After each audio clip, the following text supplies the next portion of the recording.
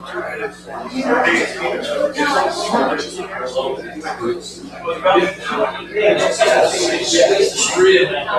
you going to say now?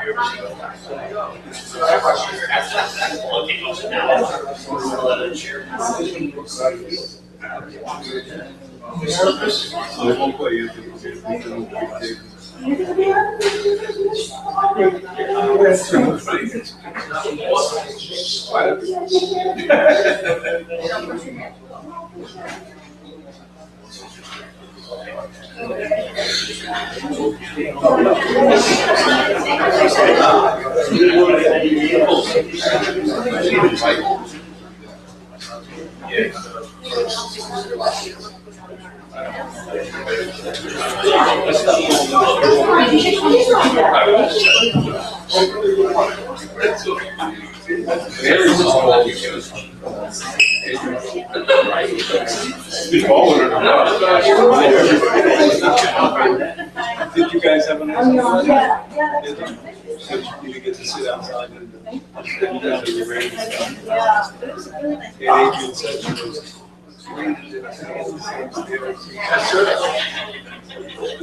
you never would guys. We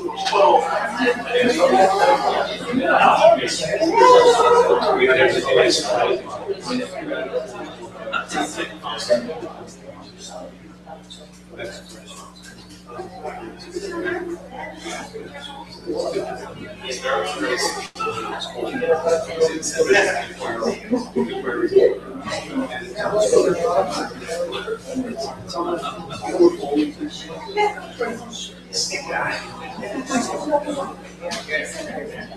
so we went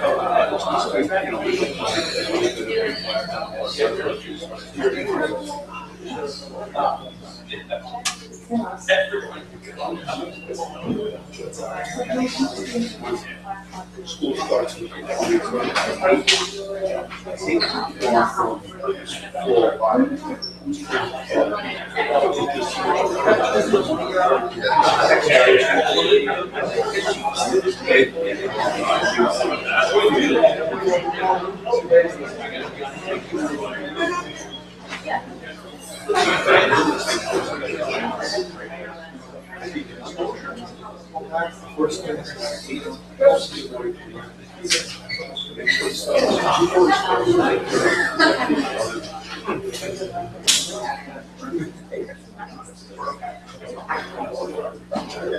hurry up, you're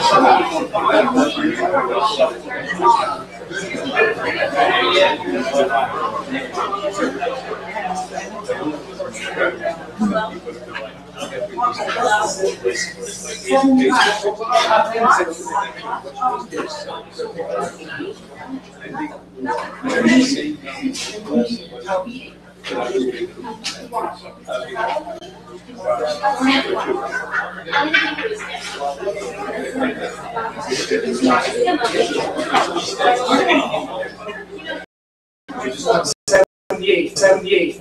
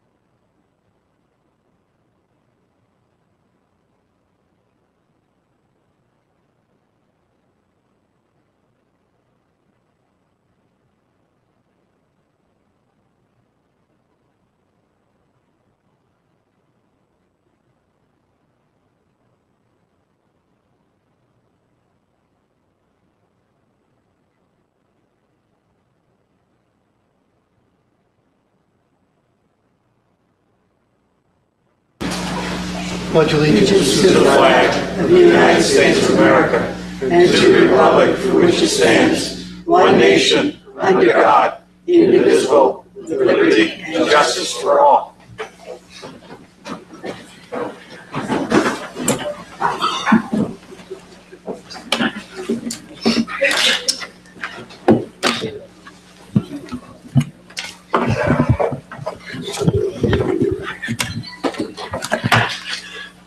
Good evening, everyone. Welcome to tonight's town board meeting. It is August 14th, 2018. First item on our agenda is a continuation of a public hearing for the cell tower at the Mechanical Leaf site. I would ask the attorney for Homeland Towers to open it up. Good evening, Supervisor and members of the board. Robert Gaudioso with Snyder & Snyder on behalf of Homeland Towers. You may recall, or you may not recall, in July 2016, this board was good enough to approve a lease agreement and a Monroe test for the construction of the emergency communications facility at the Leaf facility. Over the following year, the DEC objected to the facility because they felt that it would actually impede upon the windrows of mulch. While we disagreed with that and the town engineer disagreed with that, nevertheless, we saw fit to actually relocate the facility on the property, reduce the size of the equipment compound from roughly 5,600 square feet to 3,200 square feet, and put it in a location that would absolutely not impede any of the mulch operations. So back in June, the board declared its intent to be lead agency, circulated it to the DEC. It's my understanding they had no objection. And this evening is the continuation of the public hearing. We'd ask at the end of the night for you to close the hearing, reissue the neg deck that you issued back in 2016, and the approval resolution for the amended lease agreement and the Monroe test. Thank you. Thank you. The hearing is open. Anybody wishes to address the board on this topic is welcome to do so at this time.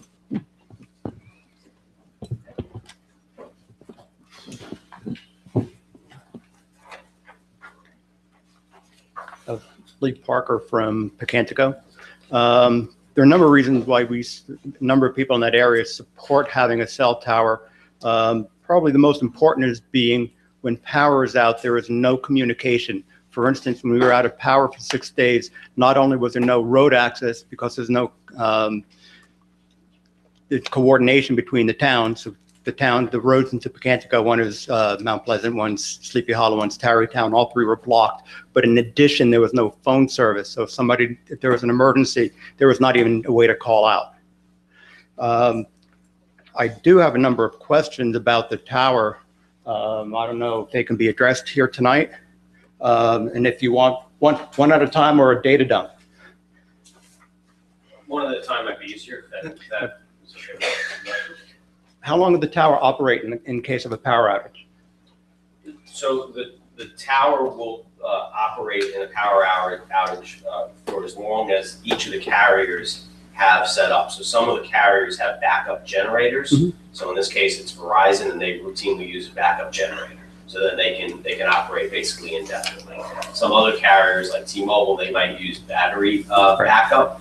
And then that would depend on the amount of usage. Usually 4 to 6 hours, but then they have the ability to bring in a temporary generator if it is a longer event. Is Verizon the only carrier? So Verizon right now is the one that's interested right off the top, but the facility will be built and accommodate both the town's emergency services and also the other 3 major carriers in the area. And generally, once we build these, they do co-locate them. Okay.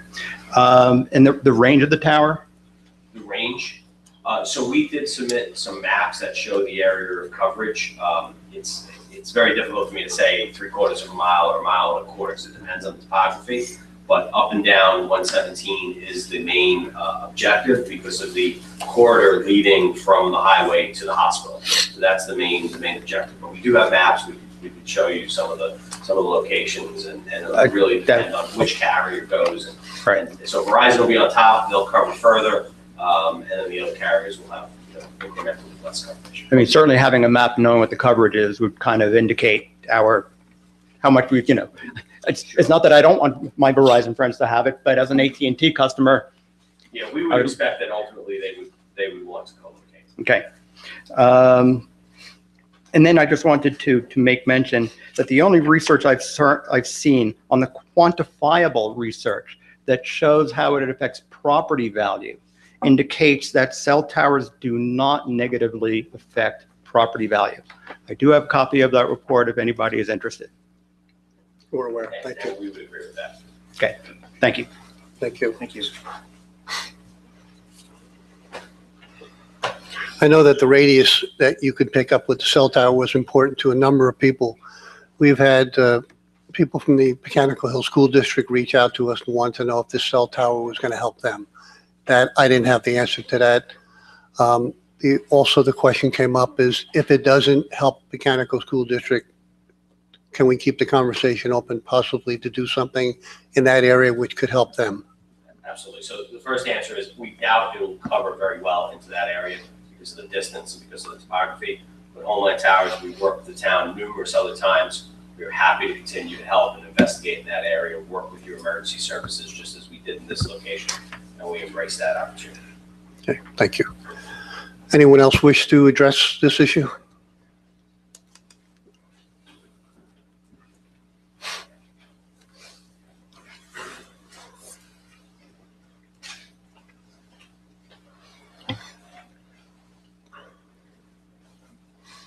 Good to see you all again. Good evening. How high will the tower be? The tower on the top of the antennas will be 156 feet. From the ground Correct. to the top? Correct. 156 feet, roughly, from home plate to second base? Well, I was a second baseman, so 90 feet. I can't do the hypotenuse of 90 feet, but I pitched, so- that's 60 feet 6 inches. That one I know. So it'd be a little further than home plate to second base. 15-story building. Sorry? About a 15-story building. Okay. And yes, I would like to see the report because being in the research business, I always know there's research and research the other way. Certainly word of mouth indicates the contrary to what that particular research report says, that property values are adversely affected by the tower. Now, to continue the discussion that took place the last time this came up, I still want to voice concerns about the way this was done in the summer without a great deal of prior notice. I've yet to see a picture of what the tower will look like. Will it look like that monstrosity on the Hutchinson River Parkway? No, actually, we did submit, and I can show you after the meeting, we have a full. Why can't you show me before the meeting? Why wasn't it available? It was available, it was submitted. I'm happy to hand you a copy now if you'd like to look at it. I would. It will not look like what's on the hutch. The hutch is actually 180 feet, so quite a bit taller. And the hutch was designed as a tree, but not very well done because it has antennas on the You're exterior. being very gentle. I am. So this is not a tree design. This is a much more narrow profile. While 15 stories might be one way to describe it, it's not really a building because it doesn't have the depth and the width of the building. So it's a narrow monopole design. And Okay. we did submit to the board, has been on record since back in June, the visual analysis where we took photographs. I can loan you that copy to take a look at if you'd like. The 15 stories, keep in mind, in an area where the housing is 1, 2, or 3 stories is significant. The last time I was here, I brought up the issue of the bridge off Mechanical River Road where a number of us live and the impact that the truck traffic to the Leaf area is having given the many holes we have in the bridge. So I'm wondering, Supervisor, if you said you were going to look into that, and I wonder if you could comment on what the findings were. I did go over there with the superintendent of highways, and we discussed that. It wasn't as bad as I thought it was, but I know that there's going to be improvements made to it. To the bridge? Yeah. What kind of The road improvements, bed. may I ask? That's up to the superintendent of highways. That's his job. Okay. And the last time we were here, we also talked about DEC and EPA and the impact that it might have on the neighborhood, including Pecanico Lake, which is very close. And again, I don't know the exact location in the area where you're planning to put the tower, although I'm gratified it's gone from 5,600 square feet to 3,200 square feet. But again, I don't know exactly where the placement is. And I must also point out that as of last Thursday, I couldn't find the agenda for tonight's meeting.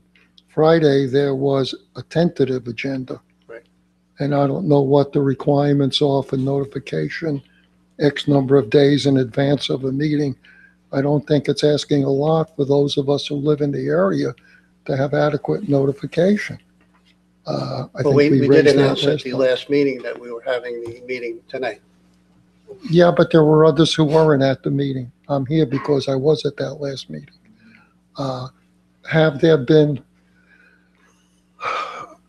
Has there been feedback from DEC and APA? The DEC did not. So the DEC, actually, this board wrote to the DEC as required by the State Environmental Quality Review Act back on June 13th, sent the notice with all the documentation. My understanding, DEC did not respond whatsoever. So no response is the response to go ahead? No response from DEC means that this board may act as the lead agency for the environmental review. We still require DEC's approval to amend the plan for the facility. So what is the calendar for that? That's Can up you to start DEC. building before you have DEC Well, approval? we also have to get a building permit from the town. We have to go through certain, other processes Okay. with the town. So And when does process. DEC enter the picture? DEC, I don't know that. I don't know what their time frame is to actually act on the application, but they had 30 days from June 13 if they wanted to object to the town board being lead agency, and they did not do so. Is that the way it's framed? That's the law. Okay. So if no response is a response. No response is no objection. So they have 30 days to object. If they don't object within 30 days, then this board may become lead agency. Okay. I mean, I hope you understand. We don't want to seem as if we're in the way of progress. We understand there is a need for greater cell phone capacity in the area.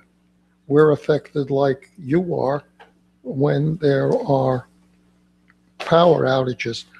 But to put a 15-story building in a tower into that area is stunning. And I hope when you're voting, you will picture yourself in my house, their house, and try to imagine what it's going to look like when you vote. Now, part of the problem here, as a nonpartisan party, myself, in a very partisan country today, is that you're under no pressure. So you can act kind of arbitrarily because the Democrats aren't going to take power in this town in my lifetime. But I hope you will consider the individuals who live there. 15 stories. I mean, imagine that. Well, You said my house values are not going to be affected. When that tower goes up, I want you to come to my house and see if you want to buy it. Sure. So just a couple different points. You mentioned the Hutch Tower. I did want to clarify. In the visual analysis, we did show the stealth camouflage tree, but it's not what's done on the Hutch. The Hutch is a much older, antiquated type product, and it's shown in the visual analysis all the different areas. And I think you'll see, based on the location of the property and that design, that it does fit in very well. Okay. You're an attorney. I am. Okay. I'd like to give other people opportunity. Can I have your name, sir? Sheldon Marcus. You didn't ask me for that last time. I think you signed in last time. You're right. Not this time. We do ask people to sign in when they're going to speak. That way, if we need to reach out to you, we can. Thank you. Appreciate it. No, I Please hope you'll consider the last thing I said. Please review the because the board has reviewed the visuals on this particular site. So. Okay. Is it okay if I call you and maybe meet with you and Mr. Siciliano about that bridge? Anytime, yes. Anyone else like to address the board at this time? Yes.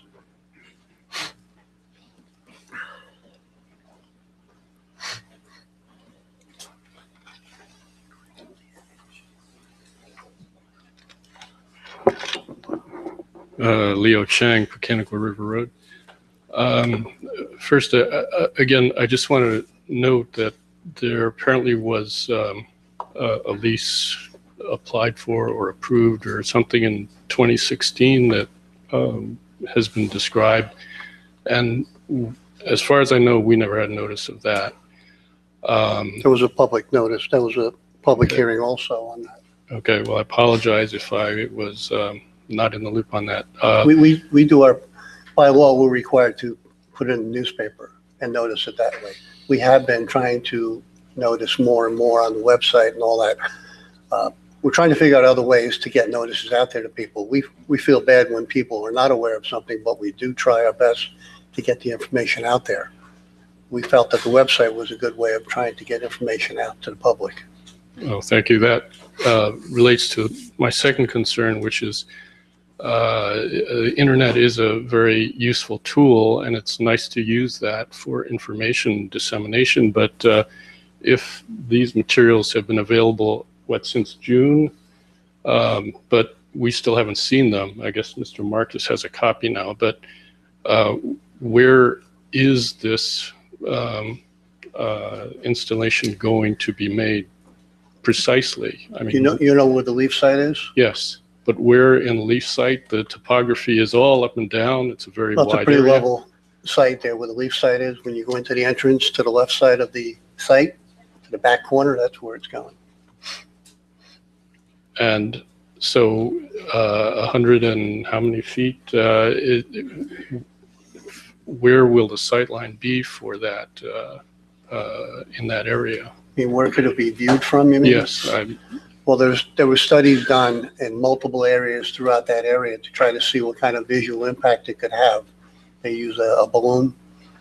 And I think the most visible spot was from Route 117, I believe. That was the most visible area. You have the pretty much Bacon Hill in the back there, which kind of Right. hides it. So this is a hearing apparently for the public to discuss this, although we don't have the pertinent information. At what is the next step from your point of view? Is this our opportunity to be heard, or do we have another opportunity to make further comments after we've looked at what materials are available? Well, being that we've been discussing it for over 2 years, we were hoping that we could move forward. If we find that more people have a problem with not having enough information, that's something the board can talk about. But we would like to get this moving. Okay, it's just that we were here last month and made the point that we had no information. Again, we're here today with no information. Is there anything that they could share with you to help with those concerns? Well, I'd really like to see what the proposals are, what documentation there is on this project. Supervisor, we'd be happy to step outside and go through the materials that have been on file at the town for the past couple of months. We're happy to step outside and show them the materials, if that would be helpful. If you'd like to be able to get the information from the attorney there? If we can, that would be a minimal assistance. Can I ask a question? Mr. Gaudioso, you did a balloon test? So we've done a number of different things. We did the balloon test on the original location. Then in the new location, we actually did a whole new visual analysis, which I handed to Mr. Marcus. It has a viewshed map. It has photographic renderings, photograph map location showing where everything is. I mean, it's very clear as far as its detailed description of everything. Because if you have that information and within seconds, you can tell whether or not it's going to affect your home.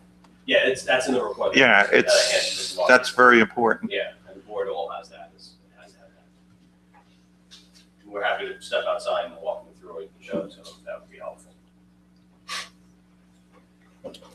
All right, it would have been If you would like helpful that, if we could have I'd be had it happy to share that earlier. information with you. Okay, thank you. In the meantime, is there anybody else that wish to address this? Let's stay for that first.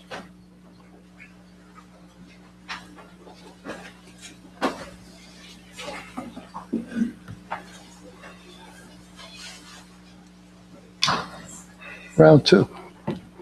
Want to thank you for giving me this.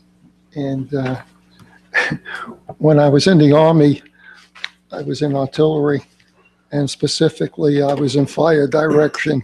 So I used to be pretty good at reading maps.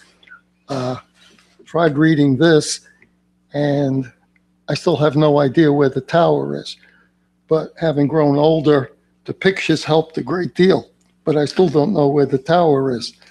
But Leo, myself, others who live on Pecanico River Road are concerned, and I thank you for the pictures. There are many, many, many of them. But I'm looking at VP 18, which is the only one that indicates where the tower is going to be from a Pecanico River Road vantage point. And it says here from the very end of Pecanico River Road. Now, if the ladies and gentlemen on the board know Pecanico River Road, one long block, and about halfway down the block, suddenly you're in a forest. And this picture is in the forest.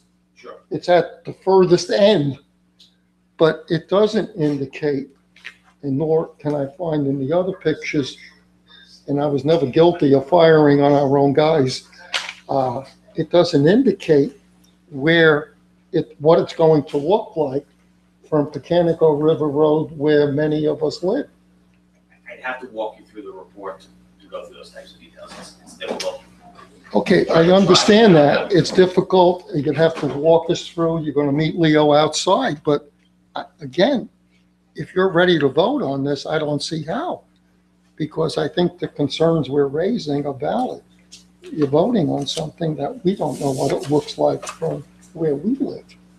And the pictures don't help at all. There are no pictures of it from where we live. Again, there's a number of things in there that we can certainly walk you through. Just want to point that out. We've seen the pictures. It tries to give us a visual idea of what kind of visibility we would have from different areas in that. Well, it was, we saw the pictures. Yeah. It's not to the board's benefit to put up anything that would be a negative impact on the community.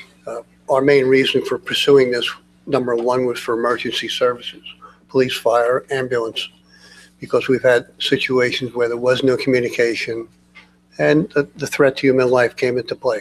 So that's why we pursued this. It wasn't to try to make anybody's life miserable, trying to make something that's going to be beneficial for that area.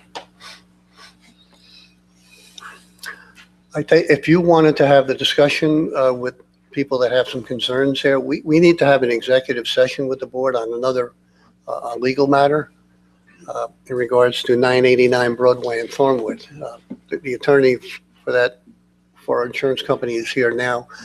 If you want, we can go into executive session while you can have your discussion about this and maybe answer some questions while we're inside, okay? So I need a motion to go into it. I guess we could do it, yeah. Maybe prior to that, we could do what we have. We're pleased to be able to do a promotion to one of our police officers to a sergeant's position. I'll ask Tom Ciliano at this point if he could open that up so we don't have to have our police officers waiting. Thank you, Mr. Supervisor. Good evening, ladies and gentlemen. Tonight is a very special evening for our police department. We have a promotion. One of our police officers being promoted to sergeant, we're very delighted. At this time, we want our chief of police to come up to do the formal presentation. Thank you.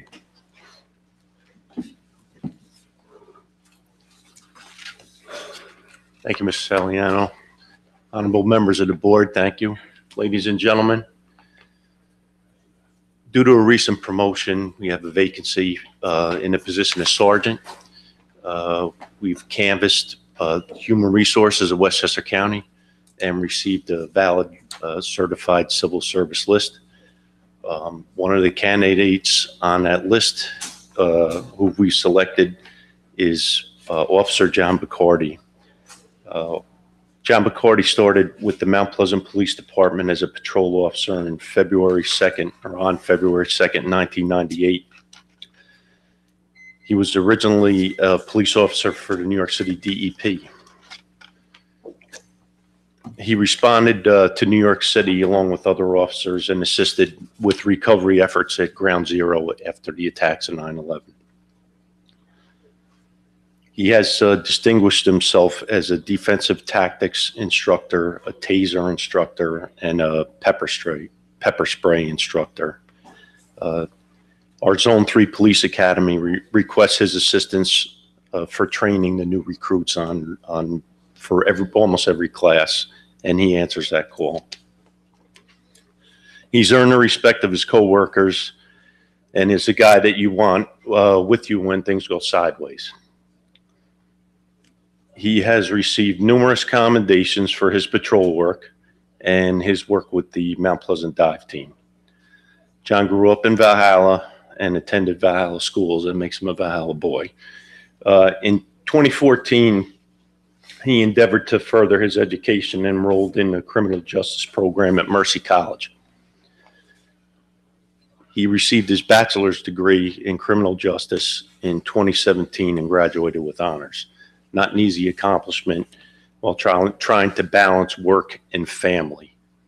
I would respectfully recommend Police Officer John Bacardi be promoted to the rank of sergeant effective August 15th, 2018. Thank you for your consideration. Thank you, Chief. John, would you come up?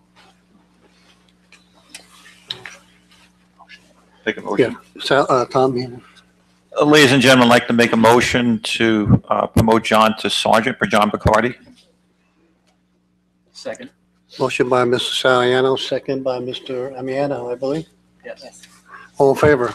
Aye. Any opposed? Motion carries. Congratulations, John.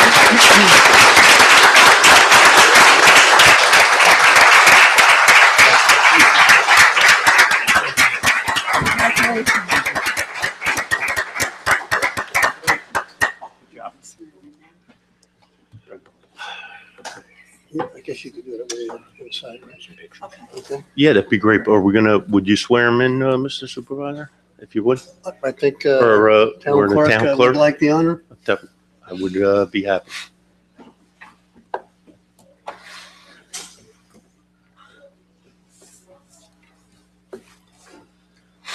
Raise your right hand and repeat after me.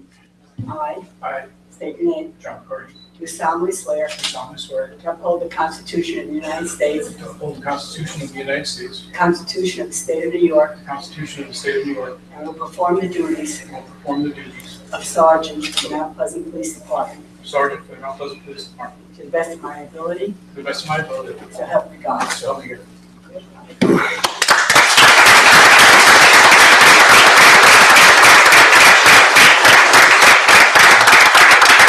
I could just ask John's children, John and Julie, to come up with Michelle, John's better half here, and they're going to pin him, hopefully without injuring him. So.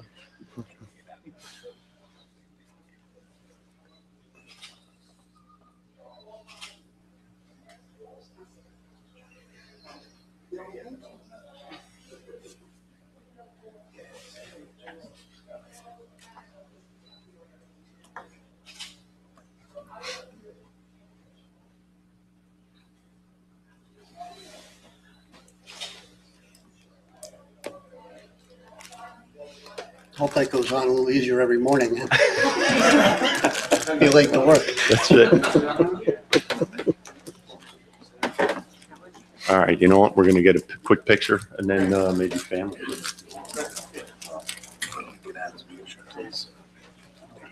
Can I make a motion for executive session?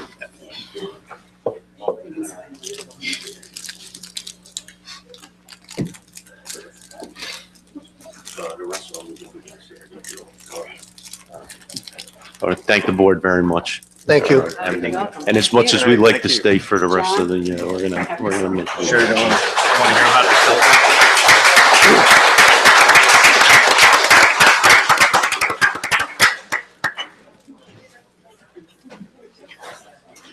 At this time, I need a motion by the town board to go into executive session regarding 989 Broadway in Pownwood. So, I'll make that motion to go into executive session regarding 989 Broadway. Motion by Ms. Smalley, I'll second that motion, Mr. Supervisor. second by Mr. Saliano. All in favor? Aye. Any opposed? Motion carries. Thank you. We'll be back as quickly as possible.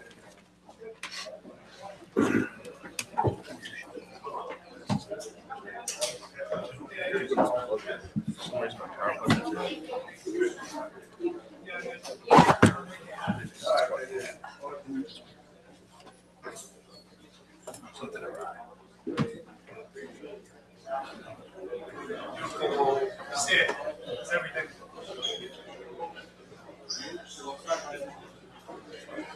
We'll talk afterward. I'll schedule a meeting. Yeah.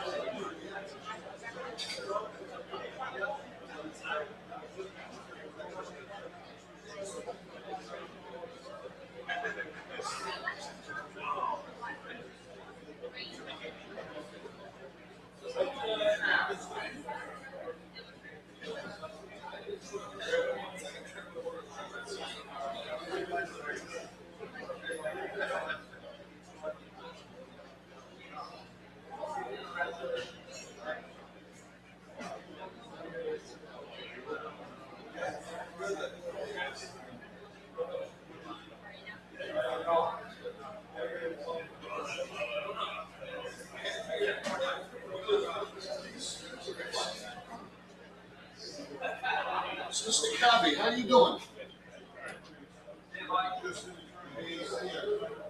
I just turned it on. I don't know why they didn't turn it on.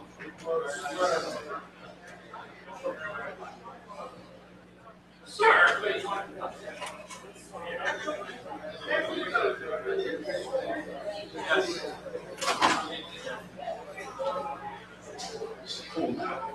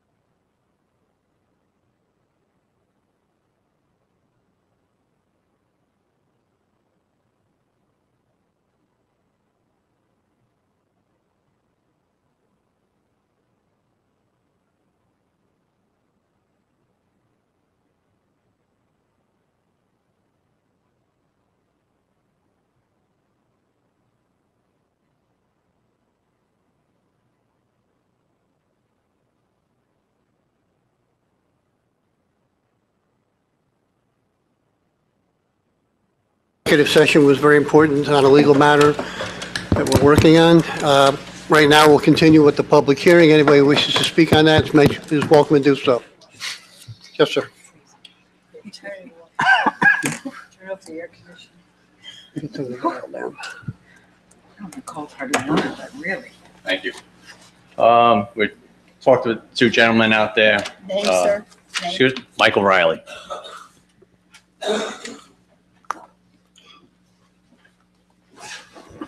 They were showing us maps, pictures, and so on.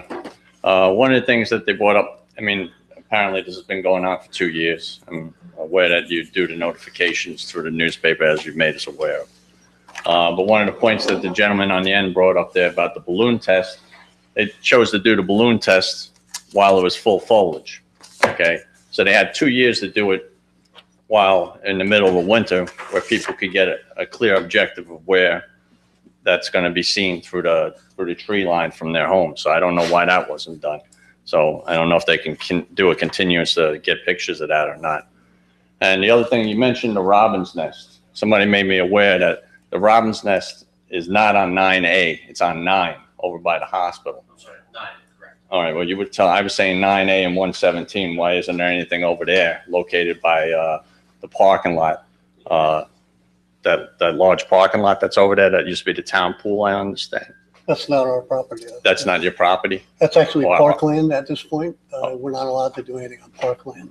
Okay, all right. So I don't know if there was anything that could be done or built over there. And the other thing is the email. We got a July email for this, for the last meeting. And we didn't get any email for this meeting.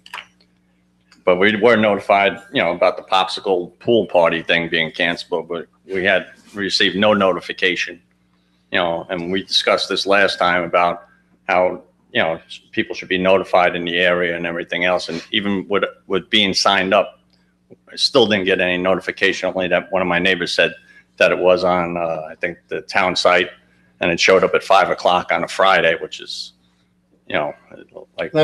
We send out a tentative agenda on Friday. Right.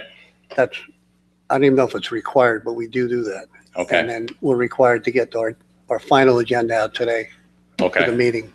But I What mean, you're looking for is advance notice of the continuation of this hearing, correct? Yes, Right. correct. I mean, last time we discussed, you guys were saying that, yeah, we're gonna work on that and everything else, and then we get short notice. So that wasn't what we spoke about, and, you know, it wasn't what happened. So, I understand. all right. So, thank you. So that said, I mean, we could make a consideration to continue the public hearing. The only thing is that we have received no feedback since the last public hearing. But we also, you know, could continue the public hearing. There's nothing wrong with that. But I was hoping to hear something in between the last meeting and now, but we haven't.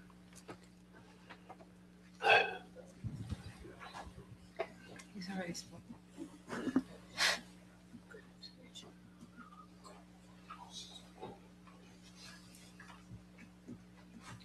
Sorry, to that point, we're novices at this. We really haven't been coming to local meetings, and perhaps it is our duty to do so, and perhaps we will better in the future. But our understanding from the July meeting was that you, the board, were going to make available information to us, and that's what we were waiting for. Because you said there was no feedback from us in this time, there was nothing for us to feedback on. The information has been here at Town Hall for anyone to see at any time, right? I'm sorry to interrupt, but our understanding based on what was spoken at the last meeting was that you were going to make something available. You did not say to us, come to the Town Hall and review the files or make a FOIA request or this, that, or the other. It was clearly my understanding that something was going to be posted on the website. That was my understanding. I didn't walk away with that, but I'm only one person. So again, maybe I'm the only person who was misapprehending that. But just to that point, now we understand that the ball is in our court. So if you need some feedback, we strongly object to this tower. We feel that it doesn't really benefit that many people, maybe 5 families that don't have service in this area. If you're an emergency responder on 117, you may lose service for 60 seconds when you're on that stretch of road, but it's not a big deal.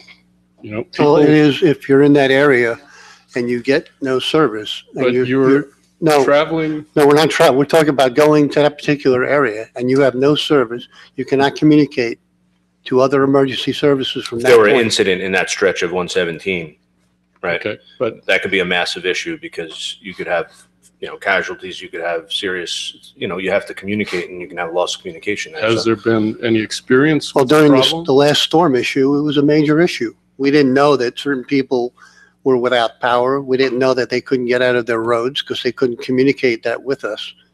So the only way we were able to find out about the people that were isolated in those areas was we eventually had to go out to those areas to find out. But wouldn't you do that anyway? No, not necessarily. I don't know if a tree is down on your road unless somebody calls and tells us. Well, again, our feeling is that this is not, in terms of balancing the interests, not such a big deal to have a tower built when it has such a potentially adverse effect on the local property owners. I mean, I think the gentleman explained that the revenue is something like $2,000 a month, which is No, it's not going to take us over the top. That's no. not, I mean, that's the not a point. big deal. Like I Whereas said before, you're looking at significantly bigger thousands of dollars adverse effect on the property owners. I can't agree with you on that because of the research that we have done. We don't believe that to be so. But like I said before, we're not looking to do something to impact negatively the community. We've had people asking us to please do something about the cell service. There's no cell service. They're telling us to do something. They're not here. I wish they were. Well, sorry, we're asking you not to take action, and if you could share that, the studies that If it you was made with just, us. if I was just weighing your opinion, your negative opinion, as I'm weighing the emergency services situation that I've been brought to understand seriously, I have to go with emergency services. Okay, well, We also did, as a result of the last meeting, I reached out personally to our town assessor because I wanted his input in his experience of assessing properties to give me an honest answer about any negative or positive impact that cell service may have, or cell towers may have, I'm sorry. He said in his experience, he's never seen a cell tower have a negative impact, only a positive impact, in that people, when they do house shop, do want cell service. well, I think 60 seconds on the internet will show you a huge I did look. opinion I to the contrary. did look, and I saw, information on both arguments. But, I do have to rely on our town assessor too. He's a professional in this exact area of business. So, Right. Well, for the record, we would lodge our objection. Thank you.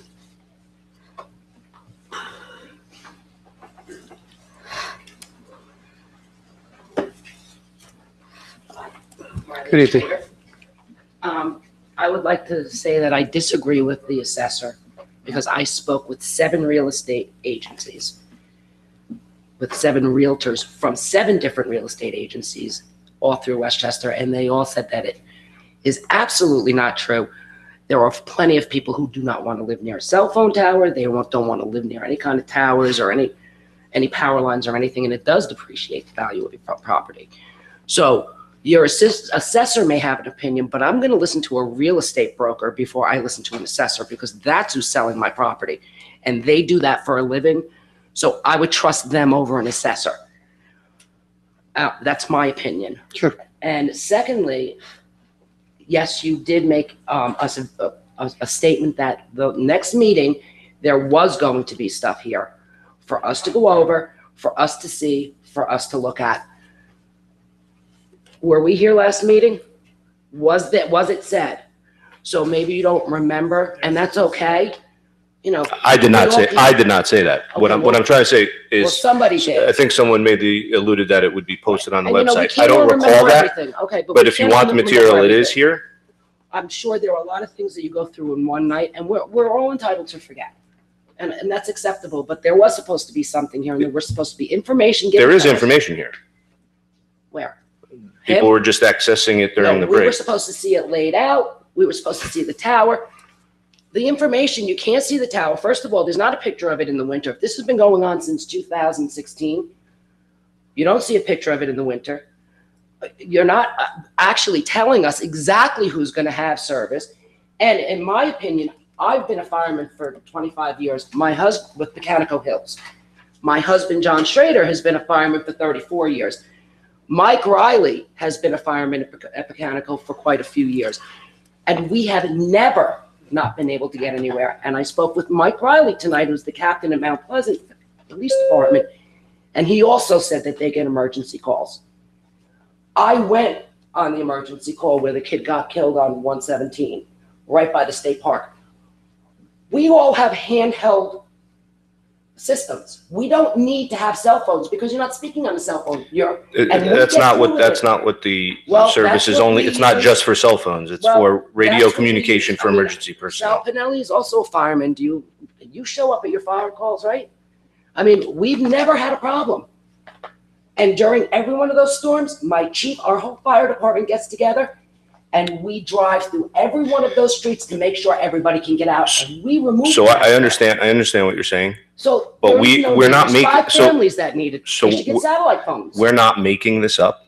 We I were understand told that. by our emergency personnel that there's a need in that area. Well, I So don't know, that's what- because Mike said there isn't, who's the captain. And Joe Mahood, who's the captain, or who's the, well, actually, he's not the chief anymore, of our fire department. We've never complained. Pleasantville Ambulance has never complained. And those are the only 3 who come to our, unless it's Archville, and they've never complained. So I don't know who the emergency services is. Is it Westchester? Because I'd like to go over and talk to them before this meeting, before this whole thing is resolved. I would like to go speak to them. So what I would recommend at As this a point, fireman. at this point, what I would recommend is, and I can't speak for the board, but if this public hearing were to continue, Yes. right? Come to town hall, get all the information. It's all here. Okay. It's all accessible. It's all, you know, come get it, you know, do your research, speak to who, you know, different emergency, services that you would like to. Yes. And come back to us with that feedback. And it doesn't have to be just at the next meeting. That can be before that, by email. You know, we want to hear it. Right. I mean, I know I And you do. know what? We've lived here, we've been in business here since 1960. Ann's been in business here before that. And I will tell you, I love our town. We don't have a better town anywhere in Westchester. Our town is a great town. And everybody on this board does an unbelievable job. So I'm not complaining about anything that goes on in your town and in our town. But I will say, I just think that this is not a fair thing because there's more of us that don't want it than do want it. There's 5 houses that are going to be affected by this. Let them get a satellite phone. I have a landline. We lose power. You know what? I got to go to I get my tank from you guys, from the town. They give me your water tank when my 60 horses don't have water. I borrow your water tank. I make do. You know, I got 60 horses. I was out of water for 3 weeks. You know what? You make do. What would we do 30 years ago, 20 years ago when there were no cell phones? We all made do. True. So I think our community is so small, and it's such a wonderful community because we really do have a lot in our community.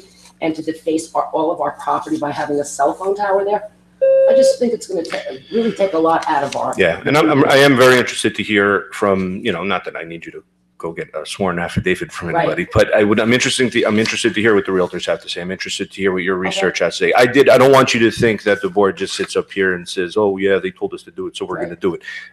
Councilwoman Smalley and myself went out there on a Sunday for a few hours and met with one of the cell tower representatives That's there. another thing. Why can't we do that? Why can't we go out, see exactly where it's going to be? So, and right. go over the plan. So my point is that, you know, we did go out, we did a site visit. I spoke with the assessor. I tried to do some research myself. So I don't want you to think that we're just making a blind decision. I know it's easy to assume that, but that's not what we're No, doing. the town doesn't do anything unless they fully assess everything. I know that. Especially in Mount Pleasant. Because everybody cares about it. Could I ask a question? Oh, you want to go ahead, Lori? No, I just want to go back to Mr. DiPaolo's point. We actually looked at several sites the day that we went on that site visit. The original site that we looked at the leaf composting site has been changed. I was on medical leave this last meeting. However, I did watch from my home, so I knew that this was coming up. My concern as a public health nurse, my concern as a prior ambulance corps person many years ago is that corridor between where Pace University is and Phelps Hospital. I would like someone to tell me the direct negative effect to emergency services on that corridor, and I'd like to hear There's from. nothing, we all get cell service. But there. I would like to hear from, and probably I will get a response. He's sitting here now, but police chief, as well as the people on the other end. I want to hear from somebody from Phelps. I want to know what it's the only ED in the area. It's a small distance, like right before the state park to right where Rockwood Road starts. That's the area that you get that cell. And I still get cell service there, so it depends on what tower you have. I understand, because my concern is emergency services. It truly is. And we do have documents here. We have letters, we have a petition from Pecanico residents that are very much in favor of Can I say the something? cell tower. This is not even going to touch Pecanico residents. This is, Don't we go to well, 117? as I'm listening to the attorney, this is something that they would be willing to work with the town board on and expand the service. So right now, as I speak to you this evening, that is my concern, okay? That is my concern. When Nick DiPaolo and I went over, we realized that the composting site is a little bit, how can we say, lower than the surrounding community. You So get I don't know very what minimal service out of there. I don't know what the aesthetics will be when it is constructed. It's going to go if to it is constructed. 117. Nowhere on 448 are they going to get any service from that. Well, That's what he I was said. just referring to My your understanding, it comment. was going further than that. your comment that it would be aesthetically displeasing. And I don't know that yet. So I have a lot of concerns. Think 15 stories. You made the site visit. It's not a building, though. It isn't a building like that. However, I voiced my concerns. Again, I think Mr. Ciliano has a question, so I'll let him go ahead. Thank you. A question for Mr. Gaudioso. This applicant you've been here for 2 years, right? It's closer to 3. Okay, so it's 3 years, and I have quite a lot of experience. I've been on the planning board 11 years, town board close to 14 years. Typically, when you do your presentation, do a graphic presentation, you explain everything in detail. There's a balloon test, there's documents. Usually within minutes, it's resolved and everything is explained clearly. And it's usually not a problem. So was that done originally where you said, this is where it's going to go, this is the location, this is the balloon test? Was that, because Sure. Yes. I wasn't on the board at that time. Yeah, so Yes. when it was originally approved, we went through that whole public hearing process with the analysis. We had the boards up, we showed the board approved it, the board issued the negative declaration. This was only to amend the lease and shift it on the property and actually make the equipment compound over 2,000 square feet small. So this was actually a reduction in the facility, a relocation on the project tonight. This is still approved on the other part of the property, but we were just trying to accommodate these concerns that we were going to take up windrow space that would impact the amount of capacity the mulch facility can handle. So this has already gone through the environmental review process, the board approval process, and then we've spent the better part of 2 years trying to accommodate a new location on the property to alleviate the DEC's concern. So I think that's been the history of it. But it was previous public hearing, and tonight is the public hearing for this type of discussion. We did show everyone the visual renderings outside, the plan, where it would be on the property, and I do understand that people do have objections, but at the end of the day, the reason Homeland Towers proposed this location was in part because of the Goosetown Communications letter in your package. Goosetown Communications does the communications system for the town emergency services, and they verified the fact that they had a need on 117. Verizon Wireless also indicated they had a need on 117. It makes perfect sense. When you know where the sites are in the area, you The Robin's Nest Daycare Center over at the hospital is where the other tower is in that direction. It's right next to the daycare center. It's right on the hospital property. And that's where the service is, but it doesn't get all the way down the 117 corridor. When you go in the other direction, you have T-Mobile on the Con Ed lines. That's all the way over on 9A, and then everyone else is looking over towards Pace University. So there's that gap in the middle. And it will get a portion of 448, but it won't get all the way into Mechanical Hills where some of those other residents do have a concern. We're willing, as an infrastructure provider, to work with the town on that. But at the end of the day, it's the wireless carriers. And we can tell you this, the problem now is if the wireless carriers see there's not movement, they will spend their money other places. They will not continue to invest in a project where we are unable to provide that infrastructure. And that's our big concern here, that if we don't get the tower eventually built, they won't be interested in this location anymore. And they certainly won't be interested in the location like Mechanical Hills area. So our concern is always that we have to produce the infrastructure, as we did with the town on Stevens Avenue, on Claybird Lane, where then once we got that infrastructure built, those carriers co-located there, and now there's good emergency service and cell phone service in those areas. So this project started with the concern on 117 for the emergency service providers.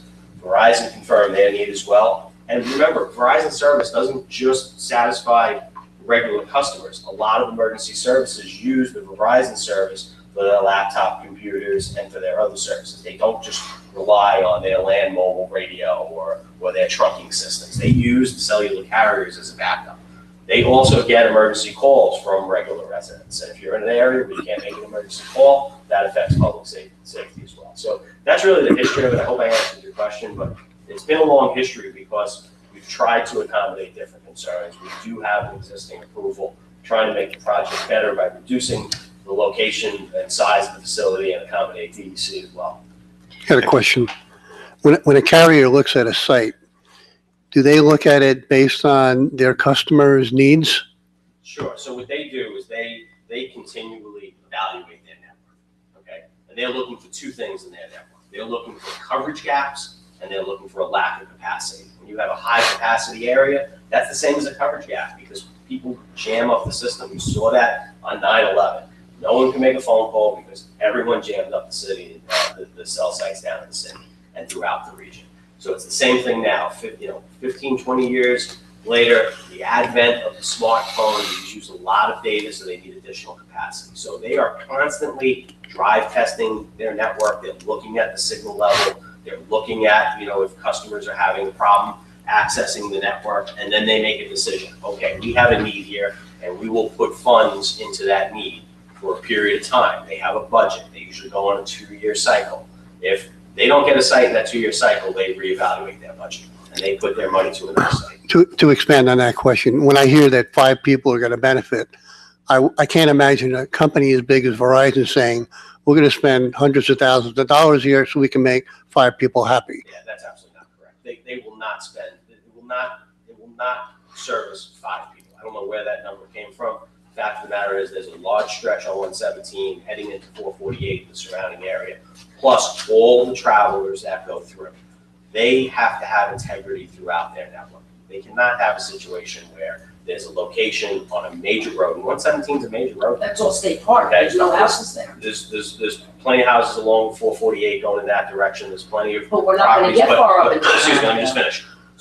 So one of the main things is that their mobile phones, people using their mobile phones, that's a major corridor to the hospital from 9A. There's also people going down that corridor, not just the hospital, okay? As I said, you have Robin's Nest Daycare Center. I drove it every day for 5 years when my son was born until he was 5 years old going to that daycare center. And I was thankful that there was a tower there and that there was service in that area. So that's critical for people going to 9, going from 9 to 9A, going to the Sawmill, going in that direction, going to the college. This is a major area. It's not a sleepy backcountry road. 117 is really a major corridor. Can you describe the exact aesthetics of this proposed tower? I know it's amongst other, pines? Sure. So we did propose it as the pine tree. This is not the Hutch pine tree that we built 15 years ago, 280 feet tall. But some people talk about, we think about the Hutch pine tree because we see it from the hutch. Right. It wasn't designed as a public Right, it was street designed for the hutch. people who, It right. was designed for the people in the surrounding neighborhoods on the other end. So when we did the visual analysis, and we used this time around Saratoga Associates, the preeminent company that does this, they did a number, and this is in your package, they did a whole write-up, but they did two important maps. The first map shows if there was bare earth, this light blue color is where it would be theoretically visible. The dark blue color is where it would be visible with leaves on the trees.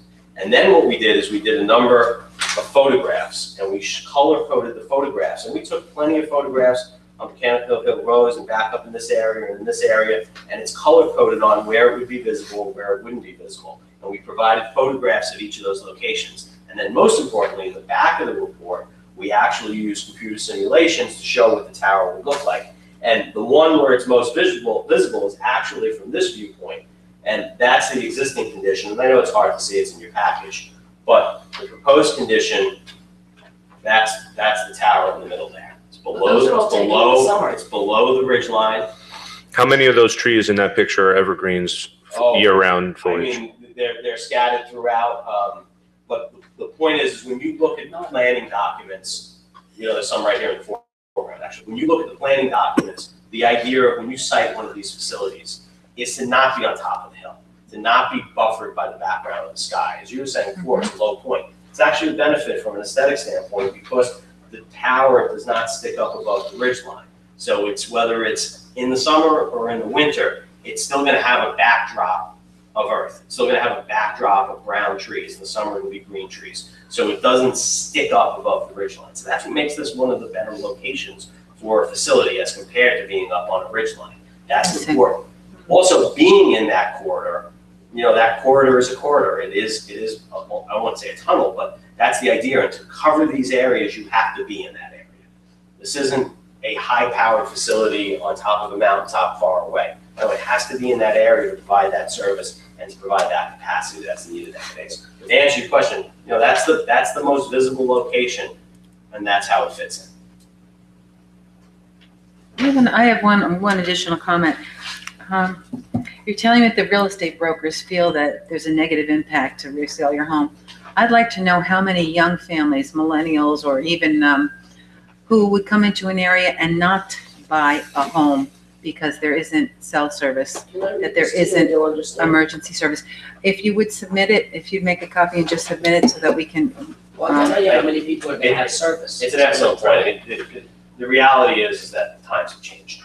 It's not just the cell phone. It's not just the smartphone. It's people working mobilely. It's people working at home. They've cut the cord. 50% of the country has cut the cord. They don't have landlines. They have cellular wireless service, both for their phone, for their emergency calls, for their data plans, for their laptop computers. They're on the move.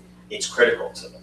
I mean, you know, we look around and, you know, the Wi-Fi access point here. If you don't have wireless service, there's an economic impact to that. And that economic impact is directly derived from also property values. I can tell you, we've done reports in many different locations. They've made their ways into court cases, and the courts have always upheld them. It's based on a paired sales analysis. The real estate appraisers look at before a cell tower goes in and after a cell tower goes in. View of the cell tower, no view of the cell tower. And every single report that I've seen, and they've studied it for over 12 years throughout the region, through different markets, it's always been no diminution in property values. And it goes back to what the assessor told you. It's because people actually want the service. It's a public utility service. It's not 30 years ago. It's today. People demand the service. That's why the data has increased so much. It's not because the carriers are selling the data. It's because people are buying the data that the carriers are building facilities to try and keep up. And that's just the reality. Okay, I just would like to say that, okay, cell phone service from Beach Hill Farm to Letty Lane is full use. Mechanical Lake Road, from 42 Mechanical Lake Road to 46 Bacon Hill Road has no service. That's maybe 6 houses. All around that area has full service. You have full service all the way up 448 to almost the school. And then you lose service to David Rockefeller's house, which is imminent. That's not even in this because you're not going up there. Then we have full service from the watershed. We have no service from the watershed to 95 Old Sleepy Hollow Road, which is all park property. There's no houses there. There's maybe 2 houses or 3 houses, and they're just coming up the beginning. And we have full service until you get to the beginning of Rockwood to just right after the state park, and you lose service right there, and then you get full service again. So from 42 to 42 Mechanical River Road to 46 Bacon Hill Road. Does anybody know how many houses that is? Maybe 5 houses. So I'm right. I did my homework. I drove through, and not only with AT&T, I drove through with a Verizon phone, and I also drove through with a one of those cellular phones that you buy the minutes. And they all said the same thing. When you say full service, what do you mean by that? Full service. What do you mean? I had like 4 lines on my thing. Okay, so that's one of the big misconceptions, the number of bars. on We your made phone phone calls. Go look at my phone. Doesn't necessarily mean that you have full service. We did have full service. He made phone calls to my phone. The reality is that I'm Just done. It's one not- second. I appreciate the information. I'd like to get that information from you. I would will send it appreciate to you. that. I mean, I know this area very well. I'm born and raised here. I know that whole area.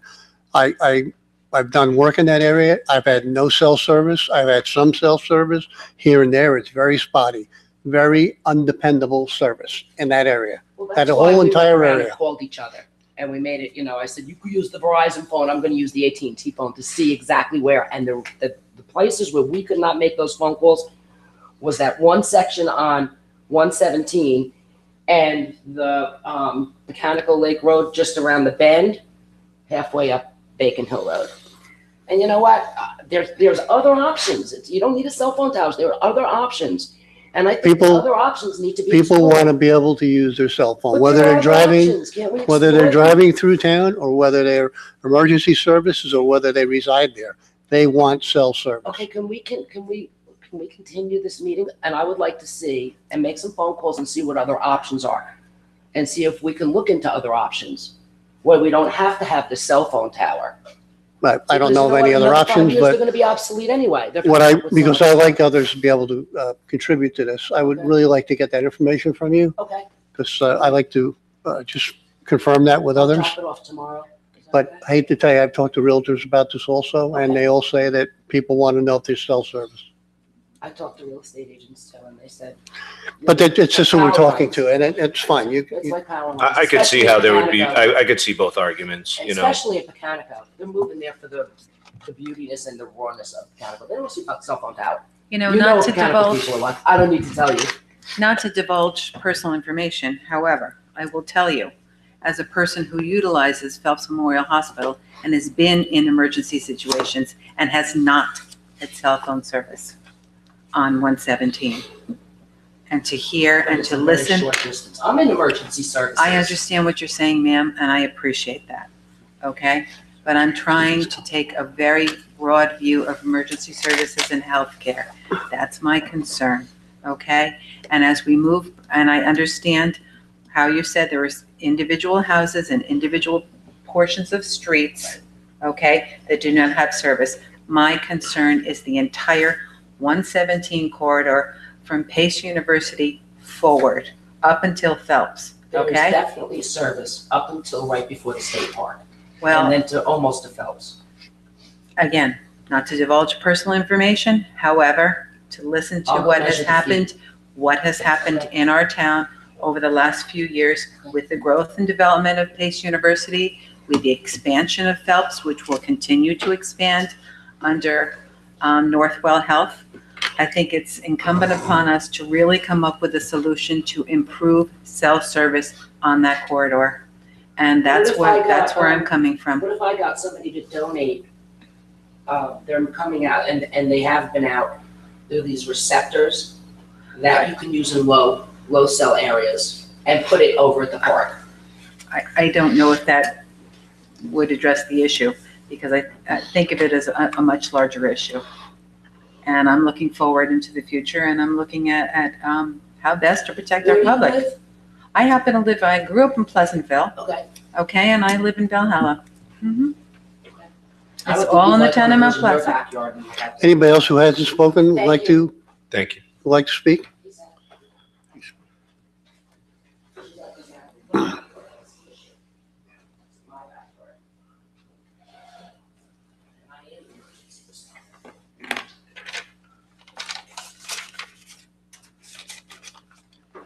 Hi, my name is Joanne Chang. I live at 18 Pecanico River Road. My house is adjacent to the leaf mulching facility. From my house, when there are no leaves on the trees, which is 6 months out of the year, I can see everything in that mulching facility. There are no evergreen trees, so this cell tower will be the only evergreen tree sitting on this site that I already have to look at leaf mulching all 6 months out of the year. It's going to be on the corner of the property, which is right in the corner of my house. I would like you to consider not putting it there. Thank you. Thank you. Also, maybe if we could see pictures with no leaves on the trees would be helpful, because all the What is your pictures, address? 18 Pecanico River Road. And we also have property at 10 Pecanico River Road, which is next to the leaf mulching. Thank you.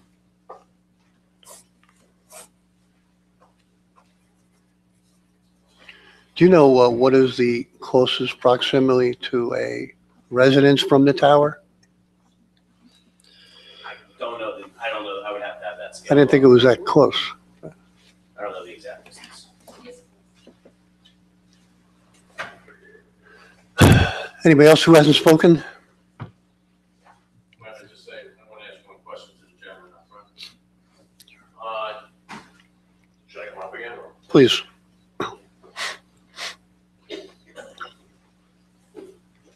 I'm sorry, it's 430 feet.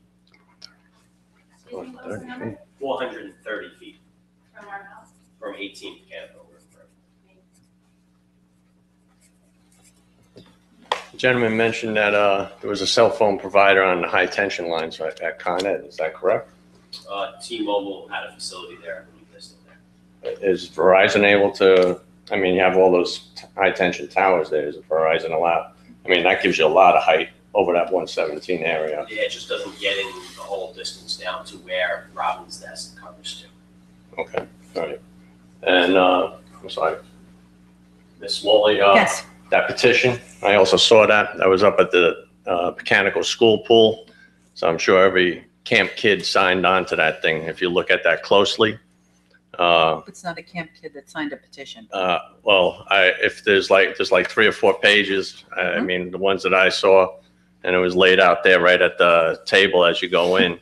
And I looked at it, I even photographed it because I wanted to look at it. And if you notice, there's a lot of names. And but, you know, you got camp up there every day. You got over 100 kids up there. So, you know, everybody's signing it. So I don't know if that's a clear representation of the people in the Pecanico area, because I noticed a lot of them were Ossining, Valhalla, and other people that wouldn't be seeing this or being affected directly by it. That's a fair point, because there are some Elmsford addresses on here, but we do have their addresses, so we can definitely discern which are more meaningful Right, signatures. and if you look at the handwriting and everything else, like I said, you'll notice that a lot of it, I think, was, you know, the camp kids. But Okay. what you also said to me just now was that there's 100 kids there. Uh, An estimate of 100 kids? I would say, yeah. How many kids there in the summer with They staff? have summer camp, I know. so I don't know how many kids exactly are there, but, you know, if you got every kid coming in to, you know, No, my point being, 100 kids. Mhm. I'd like to be able to get emergency services to them ASAP. but they don't get it up there. There's no his But- cell phone tower's not but gonna, I'm listening to the attorney for Homeland saying that, you know, they're willing to build onto that. because So I the, think it's just a difference. We're having, go ahead. okay, I'm sorry to have been interrupted, I'm sorry. But again, we're trying to make some forward progress. We are listening to what you're saying here. Okay, no, I get it. We are listening, and you know that, because we've spent the better part of the evening Sure, engaged in conversation, and that's what public government is about. okay, But I have concerns. all right. And I appreciate all your time here. I know this is a Okay, late thank meeting. you. I appreciate the time, so, thank you. Thank you. You haven't spoken yet.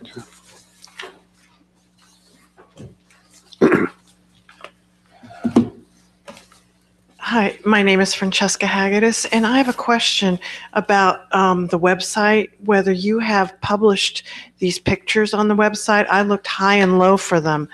I don't recall if they were done previously. They may have come down. I'd have to look at that. Right. If there's whatever new stuff, we will definitely get on there. I think that pictures in the 4 seasons of the year would help all of the residents understand the pros and cons of building something 400 feet away from their house. It just seems like having, this gentleman hold up a picture here to you or go out in the back hall is a disservice to people who are making a decision with you that is going to impact the rest of their residents in that house.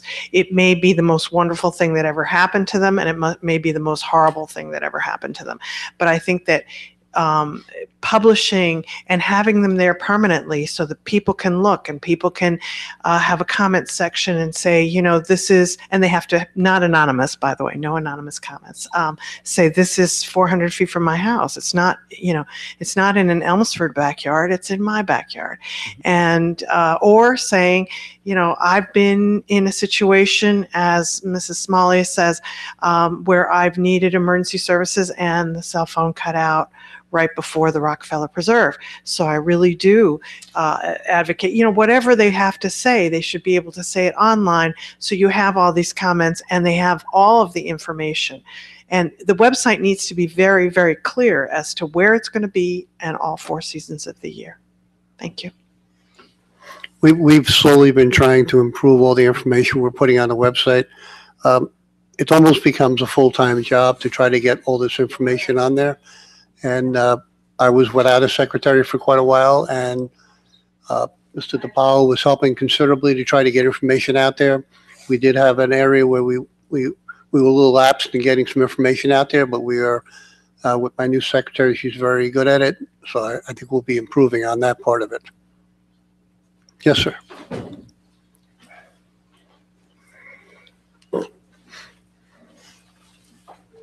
Shelley Marcus again. 36 Pecanico River Road. Listening to the comments for the last half hour, I too want to thank you for the time you're spending on this. I think Mr. Saliano raised a very salient point about, was this discussed early before he got on the board? Again, I don't know the extent of communications earlier. This is good. But 2 years ago, I had no knowledge, or 3 years ago, of what was going on in my backyard. Second point, millennials want cell phones. Everybody wants cell phone service. Ms. Smalley, you're making a very good comment. We need service between Pace and Phelps. Everybody's in favor of it. But then it comes down to the point, and of course, it doesn't affect property values. Everybody's in favor of it until you open your window and you have to look at that cell phone provider. You have to look at that evergreen tree. And suddenly it's not abstract. It's in my backyard. So there's a difference between needing cell phone service, wanting cell phone, and we're all in favor. If it's in your backyard and you have to look at it, it makes quite a difference. I'd like to pick up on something that Mr. DiPaolo said about giving us an opportunity. And I was here for July, and I too thought that you folks were going to give, you folks, including you, were going to give us information for tonight. So I was kind of surprised by what you said. But I was very pleased to hear you say, well, how about if we give you the opportunity to come in and look at the stuff and see what's what, and then make comments to you for, I guess, the next meeting's in September. And I don't know, I haven't conferred with my colleagues out here, but I certainly would welcome hearing from them. But speaking for myself, and I do appreciate you giving me the drawings, but again, I'd like to sit down and really go through it. I also picked up something out there. I'm unsure if we go ahead with the cell phone tower in that location. You recently repaved Pecanico River Road. You're going to have to tear it up to bring in power lines, no? No. How There's does, power at the end of the road there that would be they would dig from the pole that's at the site. At the leaf site, there's a pole there at the entrance. So you don't have to touch Pecanico River Road? No. Okay, and what kind of equipment rolls down Pecanico River Road to put up that tower? I'm not sure. It could be a crane and a cement truck. Nothing extremely unusual. Okay. I got a question for you, though. If all this information was put on the website and available at Town Hall, would that be adequate as far as supplying information? Because it seems like no matter what we do, and I'm not talking about you and not this particular case, but no matter what we do to try to get information out there, it never seems to be adequate. And I'm just hoping that if we get all this information on the website, we have paper available here in Town Hall, will that be satisfactory? I can only speak for myself. That's who I'm talking to. Yeah, I want access, but again, I'm concerned about what you just said about a crane rolling down Pecanico River Road. I mean, for those of you who've never been on Pecanico River Road, I drive it every day. There's a curve on Pecanico River Road.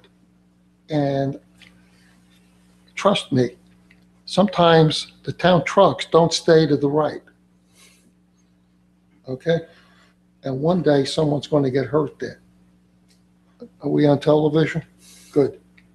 One day someone's going to be hurt there, I'm sorry to say, and there will be emergency service required.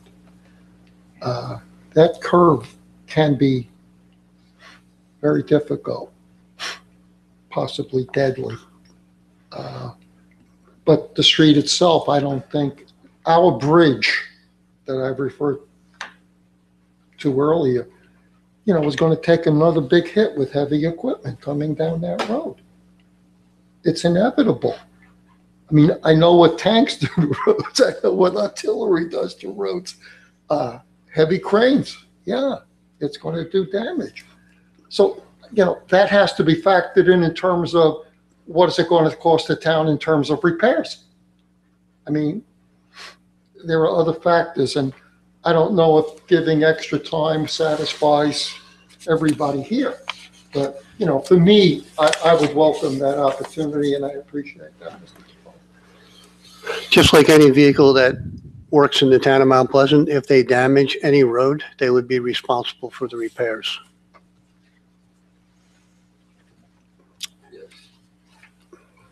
Thank you. Anybody else wish to talk on this topic?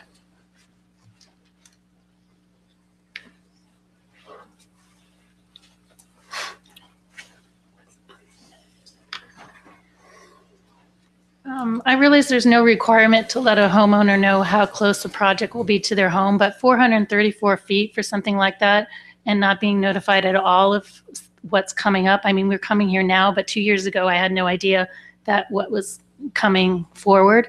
And for him to just come out 434 feet with never telling anyone how close it was to someone's house, I kind of have a problem with that. That's my home. And I'm telling you, there's deciduous trees. All of the leaves come off, and I'm going to be looking at that thing for 6 months out of the year. Thank you. Remember, it was actually in the report.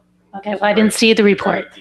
I'm sorry, I didn't see the report. So just going back in time, and I also agree that I think it's an antiquated and sort of ineffective way to communicate, but the legal standard, the law says towns only need to notice it in a paper, and it's usually, where, hidden right in the back or something.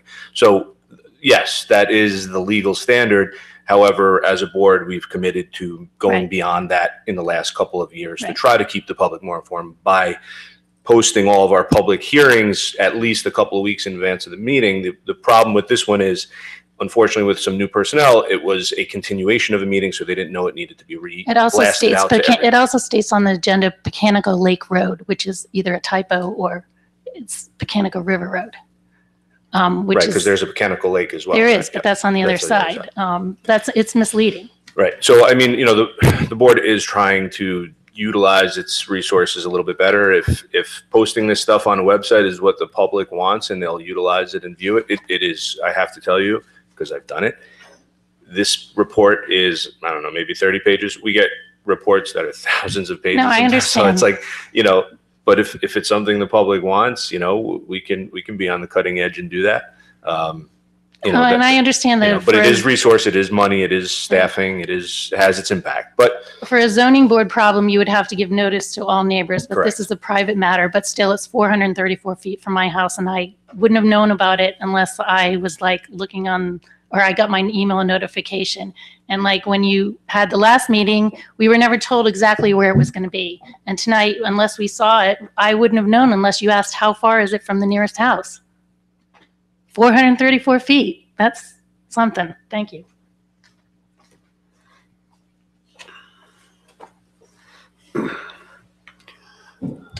Anybody else like to speak on this? I'd like to get the opinion from the board on moving forward on this. Mr. Amiot, do you have any comments on moving forward with this? I think from what we've discussed tonight, we should probably continue this public hearing to the next meeting. Just for the residents to get the information that they're requesting. We'll make it available at town hall. And I know some board members had some concerns as well. So, but it's definitely good to get the public feedback tonight because we otherwise would not have heard it. So, step in the right direction, but we should probably continue this public hearing. Mr. DiPaolo? I would agree. Mrs. Smalley? I'm in agreement to continue the public hearing. I would also urge all the residents to know that this staff works very diligently. I'm not speaking of myself. I'm speaking of the supervisor and everyone else that works in this building. The building is open Monday through Friday, 8:30 to 4:30. Please, if you have any questions or you need to see a department head, you want more information on any issue, please, it's your town hall, it's your government. Walk through the door. We can't anticipate all your questions. We can try, but we can't come up with all the answers that you want to hear or that we know we're trying to get to help all the residents. So please, come to your town hall, knock on the doors. People will talk to you. Come see me. Thank you. I like the Yankees too, so don't worry about it. Mr. Saliano? Thank you, Mr. Supervisor. I would like to keep the public hearing open, but just a point of clarification. I've been around a long time, and everyone that makes a presentation for a cell tower, it's usually a graphic presentation. It's usually very clear. The information's available at town hall. We're very open. There's no hidden agenda here. Everything is objective. So putting on the website that's a very good suggestion, but I was a little baffled by 3 years into it. It seems like we're asking questions, and the questions are all wonderful. It's wonderful that you're out here and you're part of the community. You're part of giving us input, and we're listening to you very carefully. But it's almost like it was day one. You were asking questions that 3 years ago, like I said, I've been here a long time, and they're great questions, but all these questions should have been answered the first two meetings 3 years ago. Well, it's again, there's nothing hidden. In other words, it was noticed. There was a public hearing. This is an amendment to an approval. So and again, it's wonderful that you're out here, and we're going to listen to your input and take action. But like I said, everything done here is done objectively. Mr. Supervisor, thank you for your time. We obviously have no objection to holding the hearing open and deferring the decision on this. Just procedurally, though, would it be possible to take action on the secret declaration so that at least we then can start to work with the DEC on the amendment of the plan with them? Otherwise, we're somewhat in limbo because this board is the lead agency. So hold the decision on the lease amendment and the balancing test until a future date, but pass the secret determination this evening so we can really get more engaged with the DEC. Would that be possible? How does the secret thing bind us? It basically declares the negative declaration, but you still have the opportunity to make the decision on the lease in your sole discretion in the future. And the same thing on balancing test. So it doesn't bind you, but it does allow us to move forward with the DEC and allows them to make their determination at that stage. The only issue though is if you issue the neg deck and something comes out later, it is hard to walk the cat back on the neg deck. That's part of the issue. You could reopen it. I mean, that's not an objection to us. If there was something that came about and that you felt you wanted to reopen the secret determination, we wouldn't object to that. My recommendation would be not to. I have to go with legal counsel on this. And what would be the date of the hearing, so everyone knows? Well, that's another question for you. In our agenda tonight, we have some changes in our schedules because of holidays coming up. We had planned on moving it to the 10th of September, the next public meeting. That's also Rosh Hashanah, so we didn't know if there's be objections that particular night. There's no other nights in that week we can move it to. You got September 11th, which is obviously a holiday. It's Patriots Day. And there's other things going on, the primary. So we didn't have many options. So, We don't object to the 10th, obviously. well, the other option would be we'd have to go to the 25th. We have no objection to the 10th or the 20th. Okay. And I would move that we keep the public hearing open and reschedule it for September 25th. September 25th? Yes. Need a motion on that? Yeah, I guess the motion would be to keep the public hearing open and schedule it for September 25th. So moved. Motion by Mr. DiPaolo, Second. second by Mr. Amiano. All in favor? Aye. Any opposed? Motion carries. Thank you. very much for your time this evening. Thank you. Thank you, guys. Thank you.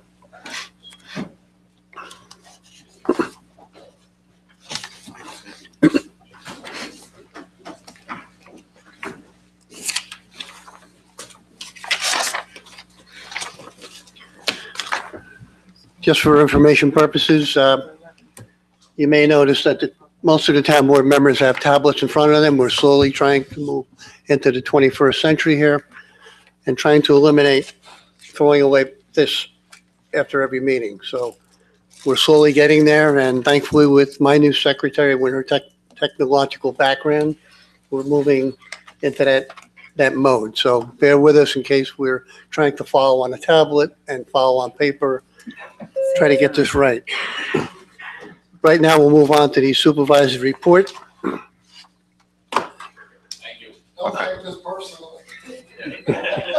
Good night. Good night. Good night. Now you hurt my feelings. Thank you so much. I appreciate it. I really appreciate you extending that. Well. Have a great night. It's frozen. Try shutting off the top first.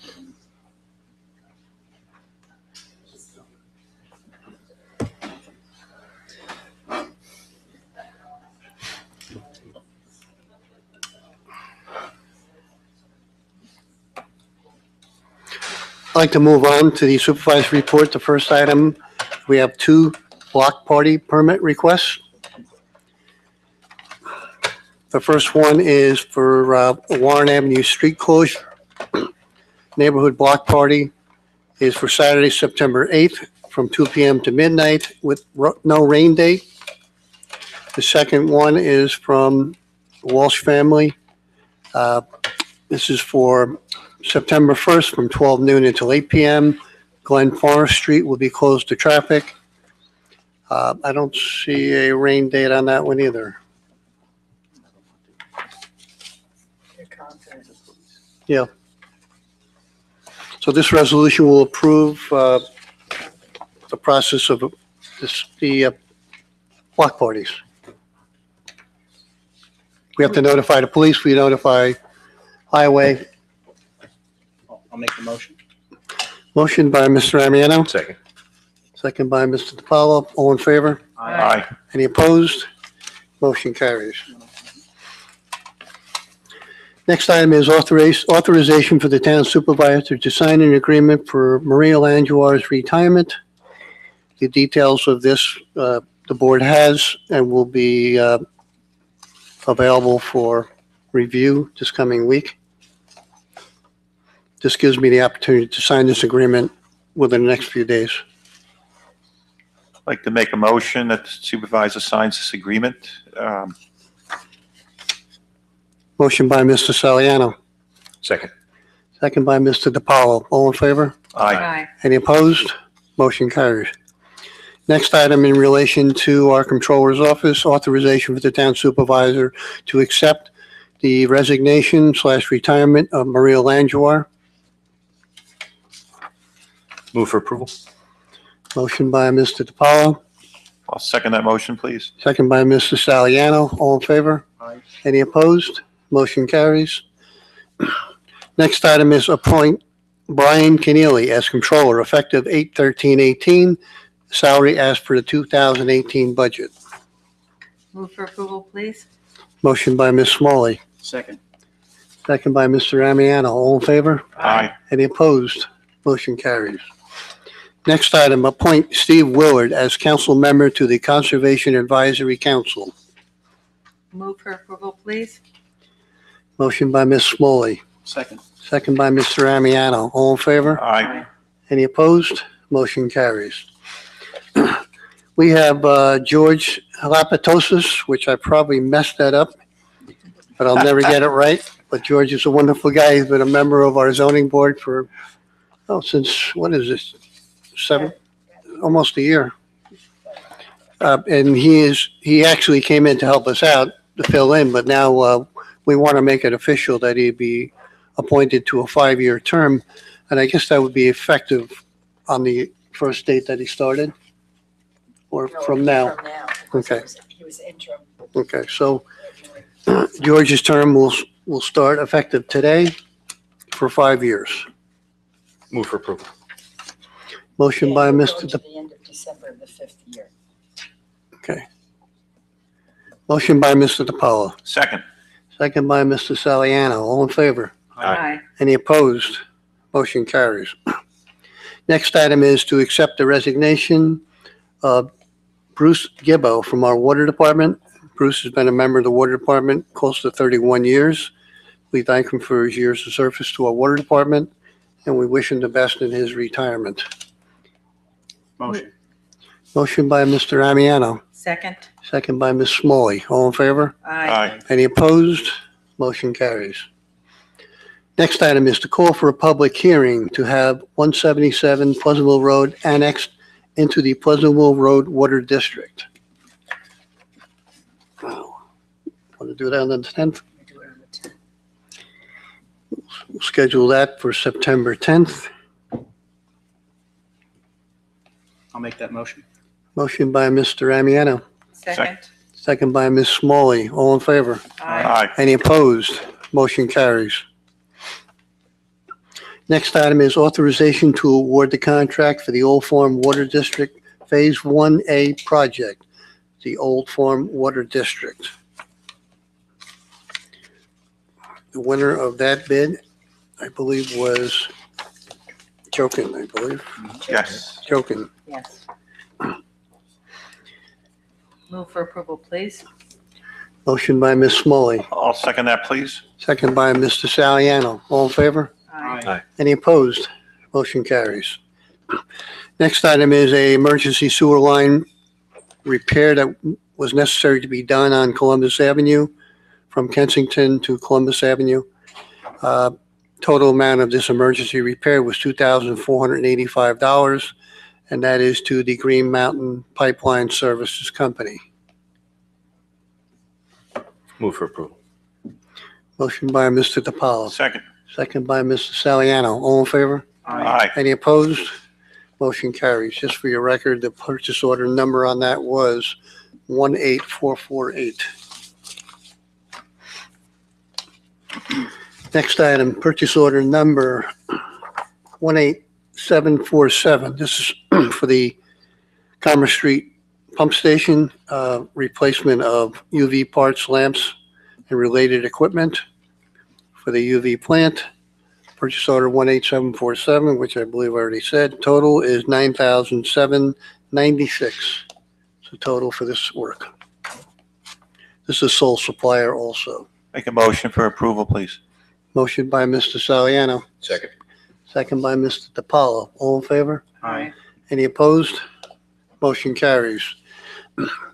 Next purchase order number 18748, Peter Landy Incorporated.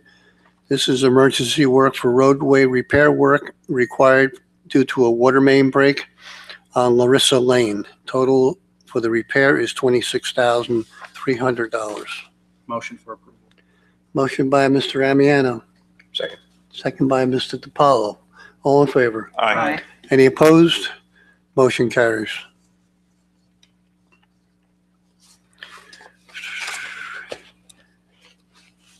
Next item is purchase order 18371, the new elevator company. I'm trying to get that out.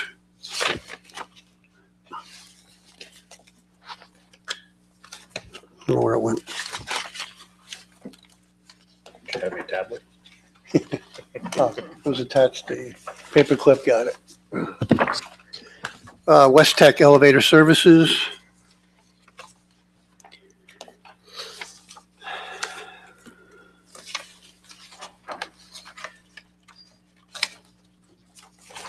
The tablet would make this a lot easier. Not necessarily, mine just froze. I see it. Here it is. There you go. You got it? Okay. You take a look at mine. Just gonna get the file number here. I know that our building inspector reached out to different companies, found this to be the one he wants. Contract price $275 per month, payable in advance on or before the 10th of each month. I believe there's a 3% increase annually on these six. Okay. He was a little better. It's actually a lease with the elevator company then, right? I guess it would be an elevator service agreement. Okay. I'll make that motion to approve. Motion by Mr. Amiano, Second. second by Mr. DiPaolo. All in favor? Aye. Any opposed? Motion carries. Next item is to call for a public hearing for highway curb to curb legislation. Driving around town, you see a lot of utility companies doing some road work, digging up our roads. We wanted to make something a little more concrete and blacked up. No pun intended. Yes. To ensure that the roads are properly repaired to the town's satisfaction. There's no more just patching the side of the road.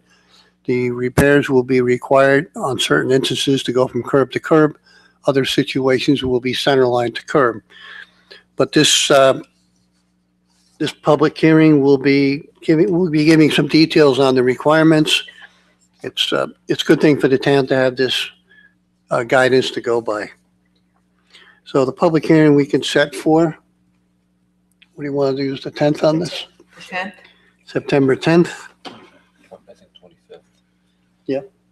Yeah, I think the thinking was the 10th is, Oh, yeah. because of its holiday status, might not be a great opportunity. We can move that to the 25th. What is the other one?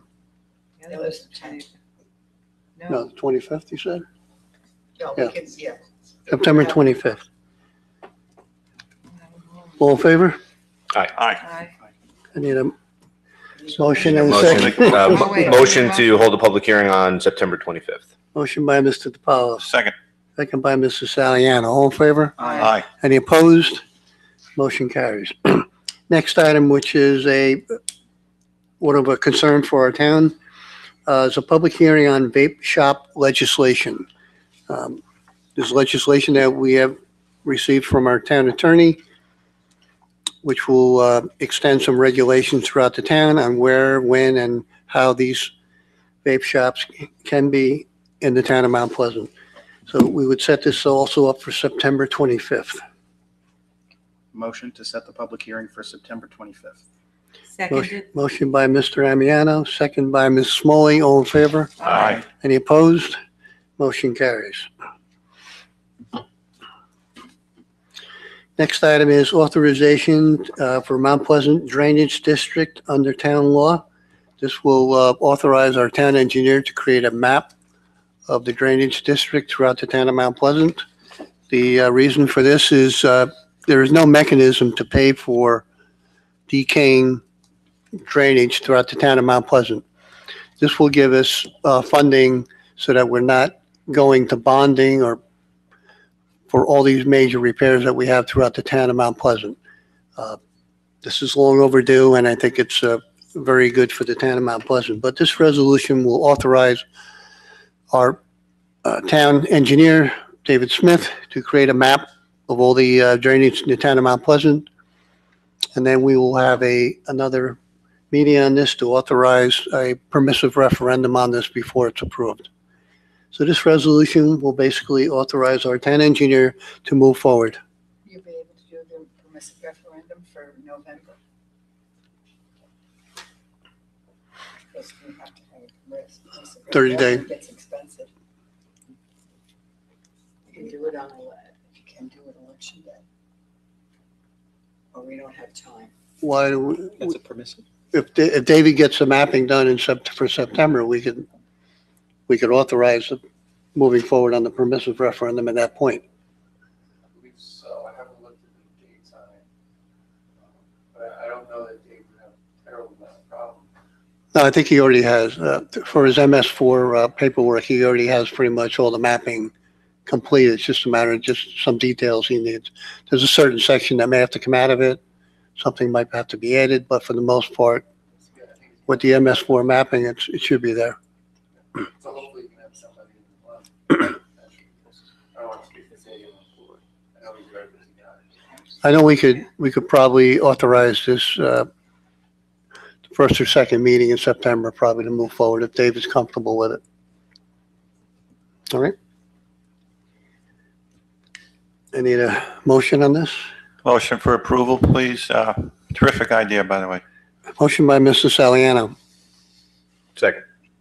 second by Mr. DiPaolo. All in favor? Aye. Any opposed? Motion carries. Next item is our 2018 Records Management Day. Will be Friday, September 14th for records management. This is where everybody in town hall scurries around trying to find records that are no longer required. And we have a shredder company come in and shred all documents we don't need anymore. So this will be a closed, the town hall will be closed for this day.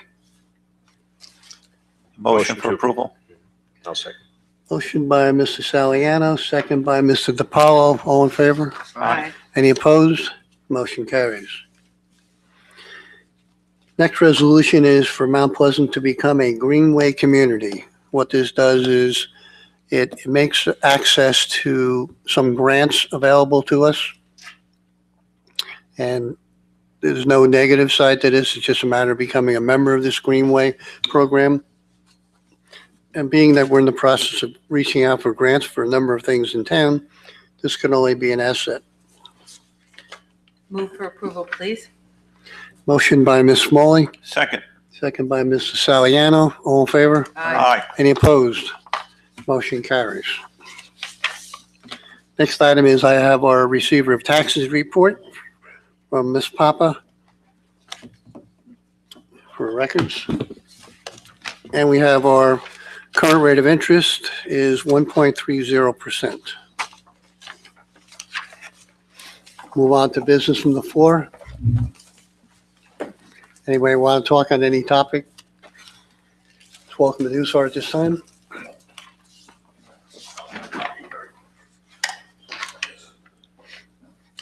I was going to let the chief go first because I thought he had something to go. But anyway, I just want to. Sir, please say your name for the record. Sal Canella, President of the Hawthorne Fire Department. I'd like to thank the board for having me tonight. I'd like to congratulate Mr. Amiano on his appointment to the board. I just want to make an announcement that we are hosting our 5th annual Mount Pleasant Day Street Fair and Car Show. Okay, August 26th, which is a week from Sunday, from 3 to 8 p.m. We do have vendor applications on our website, the fire department's website, and also the Mount Pleasant Chamber of Commerce website. But Mount Pleasant Chamber of Commerce co-sponsored this with us. We are currently and still accepting vendor applications, okay? You must be a business person in town. The applications are on the website. You can print them off, fill them out, send the application in with the event information on there and your company name. We will provide you on the list for a spot on the street. This event will be taking the whole block of Elwood Avenue from Cross Street to Gordo's Restaurant to Commerce. The car show will be, as usual, at the train station, and the street fair will be on Elwood Avenue, as usual. What I want to do is publicly thank the chief and his staff of police that attend this and help us make sure our residents are safe and our vendors are safe. They do a fantastic job. The Traffic and Safety Division helping us with barricades and anything else we need. The Parks and Recreation Division and our Highway Department for cleaning up the road and getting everything ready for us for this event. This is our 5th annual. We appreciate that the town board supports this, what we're doing, us in the chamber, and we plan on continuing this. So we just wanted to make it a public announcement. If anybody wants to be a vendor, please go on those websites and either website and get the application on there. I'm hoping to see everybody come down. I know you people will all be there and supporting us. And we have live entertainment. We have rides for the kids, as usual. We'll have our ride vendor down there. The car show will be going on down at the train station. All the classic cars will be down there for everybody to see. And we'll have all our local food vendors and our local business people on the street. We got a lot of new vendors this year coming in, and it looks like we're going to have a very successful Mount Pleasant Day. Just knocking on wood that the weather is with us, and we should we should have a really good day. Okay, so we want to see you all down there and support us, and we'll be ready to go. What's your rain date? Rain date is September 9th. September 9th? Okay. September 9th. Yeah, September 9th is the rain date. I'm just curious, that's all. Yeah. Is there a rain No, date? we have a rain date? date for the 9th. But, yeah, we're all ready to go, and should be a good time. One very important question. Will Elvis be there? Elvis will be there. Elvis will be in the house. Yeah, he will be there. So, yeah, we're looking forward to it. You know, so we got a lot of entertainment going on. We have our local karate school on Elwood Avenue that's going to be doing the demonstration. We also got our local Irish dance school. They did a dance presentation last year. They're coming back. You know, we want to keep those local people and the kids involved. They had a very good time doing it. You know, with all the people out there, you know, watching what was going on. So we like the kids being involved also. So it'll be a good time. We're ready to go. So we appreciate you guys supporting us. And we want you to continue that, and we're going to continue doing this for the town. Sal, thank you to you and to everyone involved for doing it. It's a great event. Not a problem. Not a problem. Thank you. Thank you. Thank you very much. Thanks, Sal. I'd like to move on to our town clerk's report. Public hearing, continued public hearing at Mechanical River Road Cell Tower. Received town clerk supervisor and registrar's report for July 2018. Received building department report, July 2018. Received Mount Pleasant Library Board minutes, June 21st and July 11th, 2018. Received request from town historian Jim Maxwell for budget line. Received executed contract, Pristine Waters LLC with the town of Mount Pleasant. Zoning board agenda, August 9th, 2018. Planning board agenda, August 2nd, 2018. 7 zoning board applications. Kristen K. Wilson, Veronica Morrow, Peter and Maria Casino, Peter DeStefano, Kevin O'Donnell, and Westwood Swim and Tennis Club. 4 planning board agendas, PepsiCo Incorporated amended site plan approval, PepsiCo Incorporated steep slope permit approval, Celentano accessory apartment approval, and an MACCA wetland control permit. Received notice of public hearing from Village of Sleepy Hollow, reference amended subdivision for Edge on Hudson Riverfront Development. 3 notices of claim. Michael and Betsy Duffy versus the town of Mount Pleasant, Peter Parsakian versus the town of Mount Pleasant, and Haley Celentano versus the town of Mount Pleasant. Thank you. Item K would be referred to our town attorney. Thank you. Moving on to council reports, Councilman Amiano. Great, thank you, Mr. Supervisor. Good evening, everyone. Hope everyone's having a great summer. I know we're eagerly awaiting the comptroller's memo, but before I get there, just wanted to thank Maria Lanchuar for her service and also welcome Brian to the comptroller's office.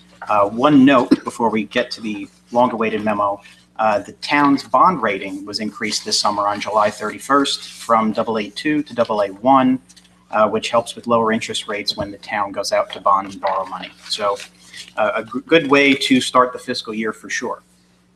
Now for the comptroller's memo. Beginning with Justice Court, Carl Anderson. There are 3 charges here, $4,600, $4,600, and $4,025. Grand total, Justice Court, $13,225. From the receiver of taxes, Software Consulting Associates, Inc., $2,035. Morgan Business Systems, $656.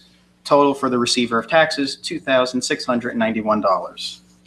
From the town clerk, Business Automation Services, Inc., for $1,650, for a total for the town clerk of $1,650. From the attorney, Harris Beach, PLLC, we have charge here for $2,837.50, and a charge here for $840, for a grand total for the attorney for $3,677.50. For the building, Town Hall, John Neubauer, $2,015.13. BPHCO, we have $650. Segel and Co. Inc., $1,250. Grand total building Town Hall, $3,915.13. From Central Copier, WB Mason, we have one charge, $1,258.50. Moving on to Central Data Processing, Tyler Technologies, Inc., one charge, $28,544.52. That's the grand total there as well. Municipal Association dues, Association of Towns of the State of New York, one charge, $1,650. From the Superintendent of Highways, one charge, Time Systems International, $76.11. From the Highway Garage, we have Enviro Waste Oil Recovery for one charge of $5,044.07. From Off-Street Parking, New York State Department of Transportation, two charges of $1,400 for a grand total of $2,800. From Information Services, Pleasantville Community Television, $1,000 charge. From Central Garage, we have DXC Technology Service LLC, $975, and Time Systems International, $380.55. Grand total for Central Garage, $1,355.55. For Public Safety, we have Sullivan Data Management, Inc., $617.39. Corsi Tire, $1,250.84. Apeco, one charge of $520.90. Grand total for Public Safety, $2,389.13. Safety Inspection, one charge, Certified Elevator Inspections, Inc., $1,125. For Adult Programs, we have Peter Minchicello, one charge, $3,700. Youth Program, Susan Chechel, $1,700. Youth Day Camps, Old Country Buffet, $1,958. Hyde Park Roller Magic, $2,424. Grand total Youth Day Camps, $4,382. From the Planning Board, one charge for Cleary Consulting, $937.50. From Community Beautification, the Valhalla Nursery and Garden Center, $1,818.68. General repairs, we have three charges here, or three businesses here. Time Systems International, $1,598.34. Expanded Supply Products, Inc., $2,289.50. And then five charges for Peckham Industries, $1,323.16, $1,576.14, $1,430 flat, $2,630.36, and $3,409.95, for a grand total for general repairs, $14,257.45. Highway Machinery, Old Dominion Brush Co. Inc., we have one charge for $5,369.97. We have two credits from Westchester Tractor Inc., $955.03, also $40, and then one charge for $1,745.23. Grand total for Highway Machinery, $6,120.17. For Capital Joint Water District, we have HP Inc., $1,453, and also Sullivan Data Management Inc., $3,687.20. Grand total $5,140.20. Mount Pleasant Conservation Sewer District, looks like 2 charges. All Makes Pump and Motor Repair Inc., $3,245, and then Enviro Waste Oil Recovery LLC, $1,246.58. Grand total of $4,491.58. Moving on to Joint Water District Fund, Carmel Wind Water Works Co. We have 2 charges, $658, $5,241.30. Also Enviro Waste Oil Recovery LLC, $1,869.86. Grand total for the Joint Water District Fund, $7,769.16. For the Mechanical Water District Number 1, Professional Consulting Inc., $4,250. Aqua Solutions Inc., $1,812.60. H. Crevin & Co. Inc., $387. Grand total for Mechanical Water District Number 1, $6,449.60. For Kensico Water, 2 charges here. Professional Consulting Inc., $13,135.25. And then H. Crevin & Co. Inc. for $2,580.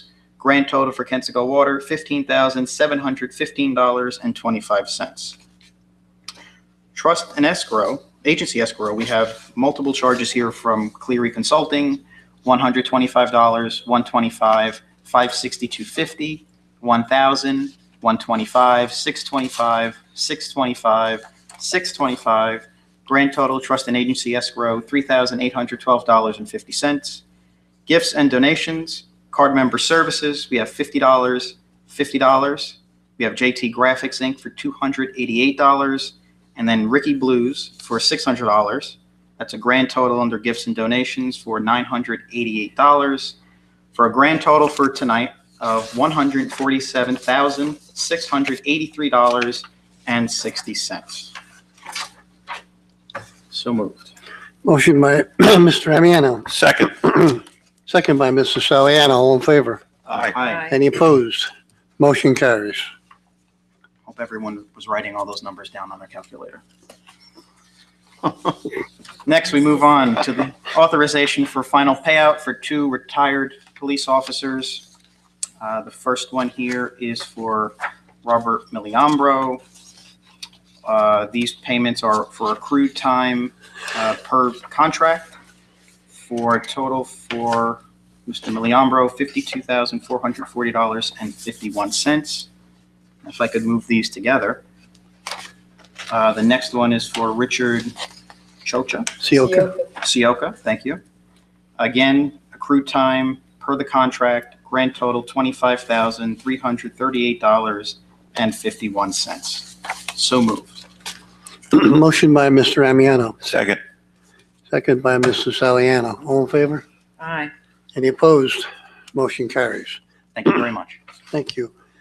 Councilman Saliano.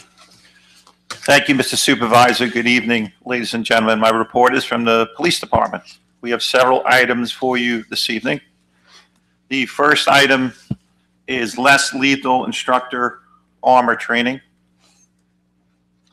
This training emphasizes less force, and it's a very good option. And it's training for Sergeants Goletsky and Franco, and the total cost is $500. I respectfully ask the board for a motion of approval, please. Motion. What's that? You did that at the June meeting.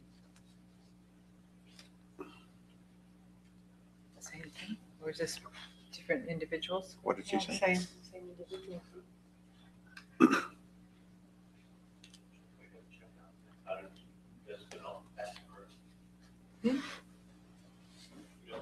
It was at our, Put it in the minutes in the June meeting. it was at our last work session.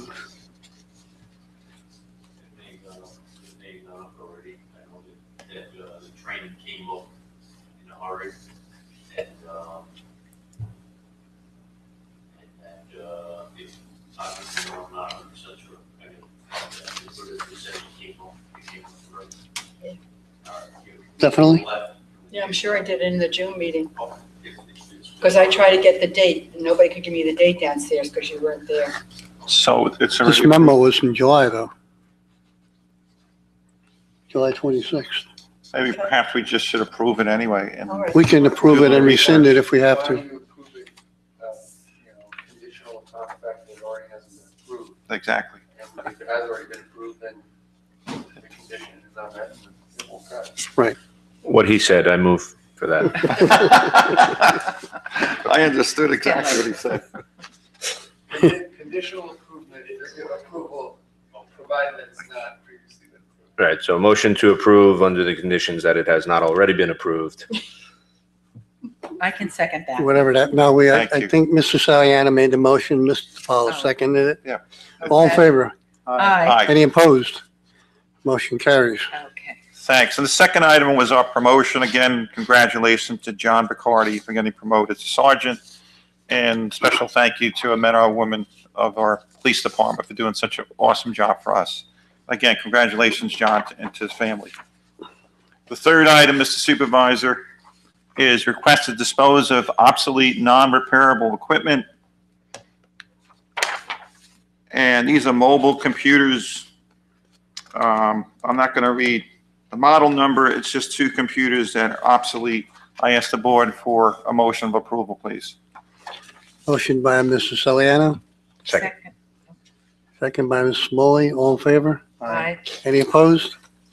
Motion carries. Thanks so much. The fourth item is a part-time dispatcher.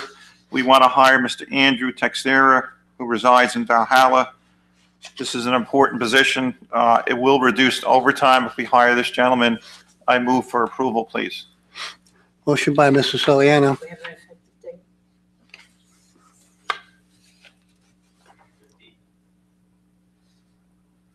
effective date. effective date? August 15th. The effective date will be August 15th. I can second that motion, please. Motion by Mr. Saliana, second by Ms. Smalley. All in favor? Aye. Any opposed?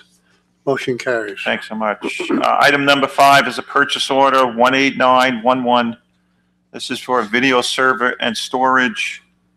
The vendor is Amazon Capital Services. The total price is $2,938. And I move for board approval, please. Motion by Mr. Saliana, Second. second by Mr. Amiano. All in favor? Aye. Any opposed? Motion carries. Item number 6, again, is a purchase order number 18912, video camera software maintenance and tech support. The vendor is Open ALPR Technology Incorporated. This is for video camera software, and this is proprietary software. And the price is $1,180. I ask the board for approval, please. Motion by Mr. Saliana, Second. second by Mr. DiPaolo. All in favor? Aye. Any opposed? Motion carries. Item number 7, again, is a purchase order 18913. This is for traffic cameras. Again, it's from the police department. The vendor is GSS Global Surveillance Systems Incorporated. For traffic cameras, the total price is $1,800. I move for approval, please. Motion by Mr. Saliano, Second. second by Mr. Amiano. All in favor? Aye. Any opposed? Motion carries. Thank you. Item number 8, again, Mr. Supervisor, purchase order 18915, used Tahoe purchase for police fleet K9 program. We were fortunate enough to get a 2008 Chevy Tahoe from the Newcastle Fire Department, which we're going to use for our K9 unit. We negotiated a price of $6,000, and guess what? It's not going to cost us anything. We're using forfeited funds to purchase this vehicle for our K9 unit. And I ask the board for approval, please. Motion by Mr. Saliano, Second. second by Ms. Smalley. All in favor? Aye. Any opposed? Motion carries. Item number 9 is a purchase order 18690, mobile computer for police department. The vendor is BMS Data 911. The total price is $6,159. I ask the board to approve this purchase order, please. Motion by Mr. Saliano, Second. second by Mr. DiPaolo. All in favor? Aye. Any opposed? Motion carries. Thank you. Item number 10, purchase order 18691, census detection system. The vendor is Skyline Electric Corporation. This is a census detection system. It's a wireless loop for the town of Mount Pleasant signal system number 1 for Columbus and Lakeview Avenue. The total price is $5,059. I respectfully ask the board for a motion of approval, please. Motion by Mr. Saliano, Second. second by Mr. DiPaolo. All in favor? Aye. Any opposed? Motion carries. Great, and the last item is purchase order 19022. This is for 2 police vehicles. They're 2 Dodge Durangos, 2019, and the vendor is Genesee Valley Motors LLC. Again, this is for our police department. The total price is $80,273 for 2 Dodge Durangos for our police department. I ask for your approval, please. Motion by Mr. Saliano, Second. second by Mr. Amiano. All in favor? Aye. Any opposed? Motion carries. Have a great evening. Thank you. Thank you. Councilwoman Smalley. Good evening. My report is from Recreation and Parks, and there are 4 items on the agenda this evening. The first is memo number 56, dated July 17th, 2018. The Recreation Department requests the approval of the following seasonal employees effective June 25th. This is a retro approval due to we having less meetings during the summertime. The first is Rihanna Casson, Specialist Grade Ventures, $10.50 an hour. The second is Habib Ashkar, Head Counselor in Teenscape for $9.50 an hour. The third is Michael Zuli, Head Counselor Sports Camp for $10.50 an hour. The fourth is Robin Cambria, After School Director of all camps throughout Mount Pleasant at $100 an afternoon. And the last is Ali Falkenberg, EMT certification as a lifeguard, $13.25 an hour. Move for approval, please. Motion by Ms. Smalley, Second. second by Mr. Saliano. All in favor? Aye. Any opposed? Motion carries. Thank you. The next is memo number 58, dated July 23rd, 2018. Again, retro due to smaller amount of meetings in the summertime. Recreation Department requests the approval of offering a water safety instructor WSI class to the staff and to the public. This class began on July 23rd. The instructor was Daniel Malone, at a rate of $18.50 an hour was his salary. The fees were, as stated, for a staff member, $200 for the class, for a pool member, $250 for a class, and for a non-member, $300 per class. Move for approval, please. Motion by Ms. Smalley, Second. second by Mr. DiPaolo. All in favor? Aye. Any opposed? Motion carries. Thank you. The next item is memo number 59, dated August 6, 2018. Park and Rec are requesting the appointment of Deborah Mancusi to the Recreation Parks Commission. Deborah resides at 374 Warren Avenue in Hawthorne. Her current term expires December 31st, 2017. She has been reappointed to the commission as a 7-year term. Her new appointment will be effective January 1st, 2018, and it will end on December 31st, 2025. I must say it's been a pleasure to serve as the liaison to this commission and to see Deborah very supportive of everything we do in recreation and parks. Move for approval, please. Motion by Ms. Smalley, Second that, please. second by Mr. Saliano. All in favor? Aye. Any opposed? Motion carries.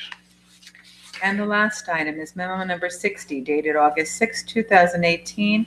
The Recreation Department requests the approval of Peter Miniccielli as the Adult Softball Fall Coordinator. Peter will coordinate and develop the softball schedules, maintain the schedules throughout the season with rainouts, etc., and coordinate the umpire and oversee the operation of the program. Peter will receive $300 a team in the registered league. The cost per team is $530. Move for approval, please. Motion by Ms. Smalley, Second. second by Mr. DiPaolo. All in favor? Aye. Any opposed? Motion carries. Thank you. Just a reminder that tomorrow evening is again another concert in the park at Carroll Park, starting at 7 o'clock. I think Mr. DiPaolo will know who the band is because it happened to slip my mind. No problem. Thank you. It's Thursday evening, Ricky Blues Band. Oh, very good. Yes, Thursday. Thank you. Councilman DiPaolo. Thank you. Good evening to the public. On behalf of the Highway Department, there are 7 items on the agenda this evening. The first is purchase order number 19020, and that is for the purchase of an oil and water separator cleaning contract. The vendor is Enviro Waste. The cost is $4,009.28. I would move for approval. Motion by Mr. DiPaolo. Second. Second by Mr. Amiano. All in favor? Aye. Any opposed? Motion carries. The second item on the agenda is for purchase order number 19023, and this is for the paving of the following roads: portion of Virginia Lane, portion of Warren Avenue, and a portion of Nanahagan Road. These are all projects that are paving projects that are the result of the road being removed for Con Edison work. Therefore, the cost of the work will be paid for by Con Edison. The vendor is Westchester Hills Landscaping, and the total cost is $80,360. Move for approval. Motion by Mr. DiPaolo. Second. Second by Mr. Saliano. All in favor? Aye. Any opposed? Motion carries. The next item is for purchase order number 19024, and along the same lines of the previous resolution, this one is for the milling of those same portions of roadway, Virginia Lane, portion of Warren, portion of Nanahagan. Again, this is for the milling. Again, this is reimbursed by Con Edison. Again, the vendor is Westchester Hills Landscaping, and the cost for the milling work is $20,552. Move for approval. Motion by Mr. DiPaolo. Second. Second by Mr. Amiano. All in favor? Aye. Any opposed? Motion carries. The next item is a deposit for street opening permit 6385, a check covering the bond amount for the aforementioned street opening permit was forwarded to the Office of the Comptroller. The amount of the bond is $3,600. The name on the the depositor is Dan and Christina Walpole of Valhalla, and the work is for work being performed at 4 Birchbrook Drive. Move for approval. Motion by Mr. DiPaolo. Second. Second by Mr. Saliano. All in favor? Aye. Any opposed? Motion carries. The next item is for a curb cut permit. This would be curb cut permit 1461. The depositor is Enzo Iadarosa of Thornwood. The amount of the bond is $540, and this is for work being completed at 91 Highland Road. Move for approval. Motion by Mr. DiPaolo. Second. Second by Mr. Amiano. All in favor? Aye. Any opposed? Motion carries. Item 6 on the agenda is for the 2018-19 snow and ice agreement between Westchester County, New York State Department of Transportation, and the town of Mount Pleasant. The town of Mount Pleasant agrees to maintain the snow removal for 11 miles, and the reimbursement from New York State on that is $19,085. Move for approval. Motion by Mr. DiPaolo. Second. Second by Ms. Smalley. All in favor? Aye. Any opposed? Motion carries. And the last item on the highway agenda this evening is for a request to dispose of a 2001 Ford 550 dump truck. The inventory number is 0001936. And this is for a truck that no longer is of use to us, the frame has rotted out and cracked, and will not pass New York State inspection. Therefore, we would move to dispose of this vehicle. Move for approval. Motion by Mr. DiPaolo. Second. Second by Mr. Amiano. All in favor? Aye. Any opposed? Motion carries. Thank you. Town attorney's report.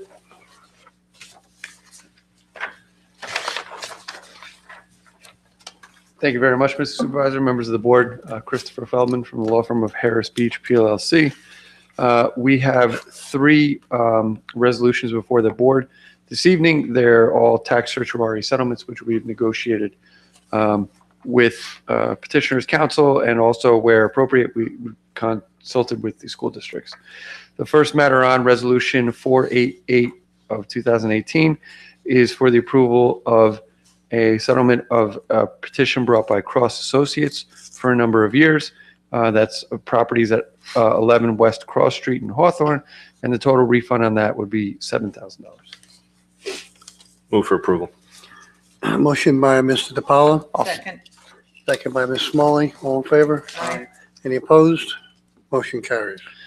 The second matter we'd have on for approval is Resolution 489 of 2018. Again, it's a tax surcharge settlement for petitions brought by Broadway Management 953 LLC. That property is located at 953 Broadway in Thornwood, and the total refund for all years at issue is $9,000 from the town. Motion to approve? Motion by Mr. Amiano, Second. second by Mr. DiPaolo. All in favor? Aye. Any opposed? Motion carries. Thank you very much. The final matter we have on is Resolution 490 of 2018. That's for Broadway Valhalla Properties, located at 6 Broadway Valhalla. Again, this is for multiple years, and the total amount owed in refunds by the town is approximately $5,000. Move for approval. Motion by Ms. Smalley, Second. second by Mr. Saliano. All in favor? Aye. Any opposed? Motion carries. That's all we have. Thank you. Thank you. Thank you. Next item is our scheduled meetings. As I mentioned before, we have some changes on our upcoming meetings for September. The work session will be on Wednesday, September 5th, and our business session will be Monday, September 10th. Need approval of that change. Move for approval. Motion by Mr. DiPaolo, Second. second by Mr. Saliano. All in favor? Aye. Any opposed? Motion carries. On behalf of the Hawthorne Fire Department, they will be holding their annual September 11th ceremony at 6 p.m. September 10th at the Hawthorne Fire Department. It's a very nice ceremony, and all are welcome to come. If there be no further business, I would entertain a motion to adjourn. So moved. Motion by Mr. Saliano, Second. second by Mr. Amiano. Motion, meeting adjourned. Thank you.